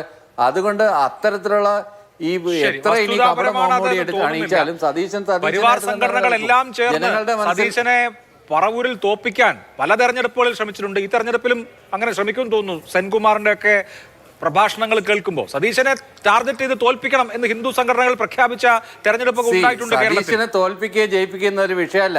കാര്യം കോൺഗ്രസിന്റെ അതിനേക്കാൾ വലിയൊരു സ്ഥാനാർത്ഥികൾ കാര്യമില്ലല്ലോ. എങ്ങനെയാണ് മത്സരിക്കുന്നത്? ശരി. കോൺഗ്രസിന്റെ സ്ഥാനാർത്ഥികൾ ഒരിക്കൽ മത്സരിച്ചു കഴിഞ്ഞാൽ സ്ഥിരമായ അതേ കാൻഡിഡേറ്റ് അതൊക്കെ വേറെ കാര്യം. ശ്രീ എ. ഷുക്കൂർ, പുതുപ്പള്ളി ശ്രീ എ. ഷുക്കൂർ, എന്തുകൊണ്ടാണ് അങ്ങനെ കുത്തകയായിട്ട് പ്രതിപക്ഷ നേതാവിനെതിരെ ഒരു ആക്രമണം വരുമ്പോ KPCC പ്രസിഡന്റും മുൻ KPCC പ്രസിഡന്റുമാരും അതിനെ ചെറുക്കാൻ പരിചയമായി ഇറങ്ങാത്തത് എന്തുകൊണ്ടാണ്? ഇല്ല, അഭിലാഷ് മുൻ KPCC പ്രസിഡന്റ് കെ മുരളീധരന്റെ സ്റ്റേറ്റ്മെന്റ് കണ്ടു കാണും. നിലവിലെ എന്നാണ് KPCC ഞാൻ പ്രസിഡന്റ് സണ്ണി വിശ്വസിച്ചത്. ജോസഫിന്റെ പക്ഷേ സ്റ്റേറ്റ്മെന്റ് ഇപ്പോൾ, കണ്ടില്ല. അഭിലാഷ് തന്നെ മുൻ KPCC കെ മുരളീധരൻ ഇന്നലെ തന്നെ സ്റ്റേറ്റ്മെന്റ് ഉണ്ടായിരുന്നു. എല്ലാ ചാനലുകളിലും അതിൻ്റെ വിഷ്വൽസ് കണ്ട ആളാണ് ഞാൻ. മാത്രമല്ല ഇന്ന് പ്രതിപക്ഷ നേതാവിനെ സപ്പോർട്ട് ചെയ്തുകൊണ്ടുള്ള മറ്റൊരു സ്റ്റേറ്റ്മെൻറ്റ് വിശദമായിട്ടല്ലെങ്കിൽ പോലും രമേശ് ചെന്നിത്തലയുടെ ഇന്നുണ്ടായിരുന്നു. അദ്ദേഹം തന്നെ എല്ലാം വിശദമാക്കി പറഞ്ഞിട്ടുണ്ട്. പറഞ്ഞതെല്ലാം ഞങ്ങളും ഉറച്ചു നിൽക്കുന്നു എന്ന് വി ഡി സതീശൻ്റെ ആ സ്റ്റേറ്റ്മെൻറ്റിനെ പിന്തുണച്ചുകൊണ്ട് രമേശ് ചെന്നിത്തലയുടെ സ്റ്റേറ്റ്മെൻ്റ് ഉണ്ടായിരുന്നു. ഇതൊന്നും നിങ്ങൾ പ്രാധാന്യം കൊടുക്കുന്നില്ല, ആയിക്കൊള്ളട്ടെ, അതവിടെ നിന്നുകൊള്ളട്ടെ. പക്ഷെ ജയരാജ് ഇവിടെ പറഞ്ഞത് കേൾക്കുമ്പോൾ തോന്നും എന്തോ സതീശൻ ഏതോ വർഗീയ ഫാസിസ്റ്റ് സംഘടനയോടാണ് ആഭിമുഖ്യം. അവിടെ നമുക്ക് പറവൂരെടുക്കാം, അല്ലെങ്കിൽ മറ്റ് പ്രദേശങ്ങളെടുക്കാം. കഴിഞ്ഞ നിയമസഭാ തെരഞ്ഞെടുപ്പ് എടുക്കാം, 2021 ഈ എന്തെല്ലാം അന്തർധാരകളായിരുന്നു. സതീശൻ മാത്രമല്ലല്ലോ, മറ്റു പലരെയും തോൽപ്പിക്കാൻ പലയിടത്തും BJPക്ക് വോട്ട് പിടിച്ചു കൊടുക്കാനുള്ള കുതന്ത്രങ്ങൾ ഈ പിണറായി വിജയൻ്റെ നേതൃത്വത്തിൽ നടന്നത്. ജയരാജ, ഇതൊന്നും ജനങ്ങൾ കാണുകയാണ്. നിങ്ങൾ വെറുതെ പറഞ്ഞുകൊണ്ടിരിക്കുകയാണ്. ഞങ്ങളുടെ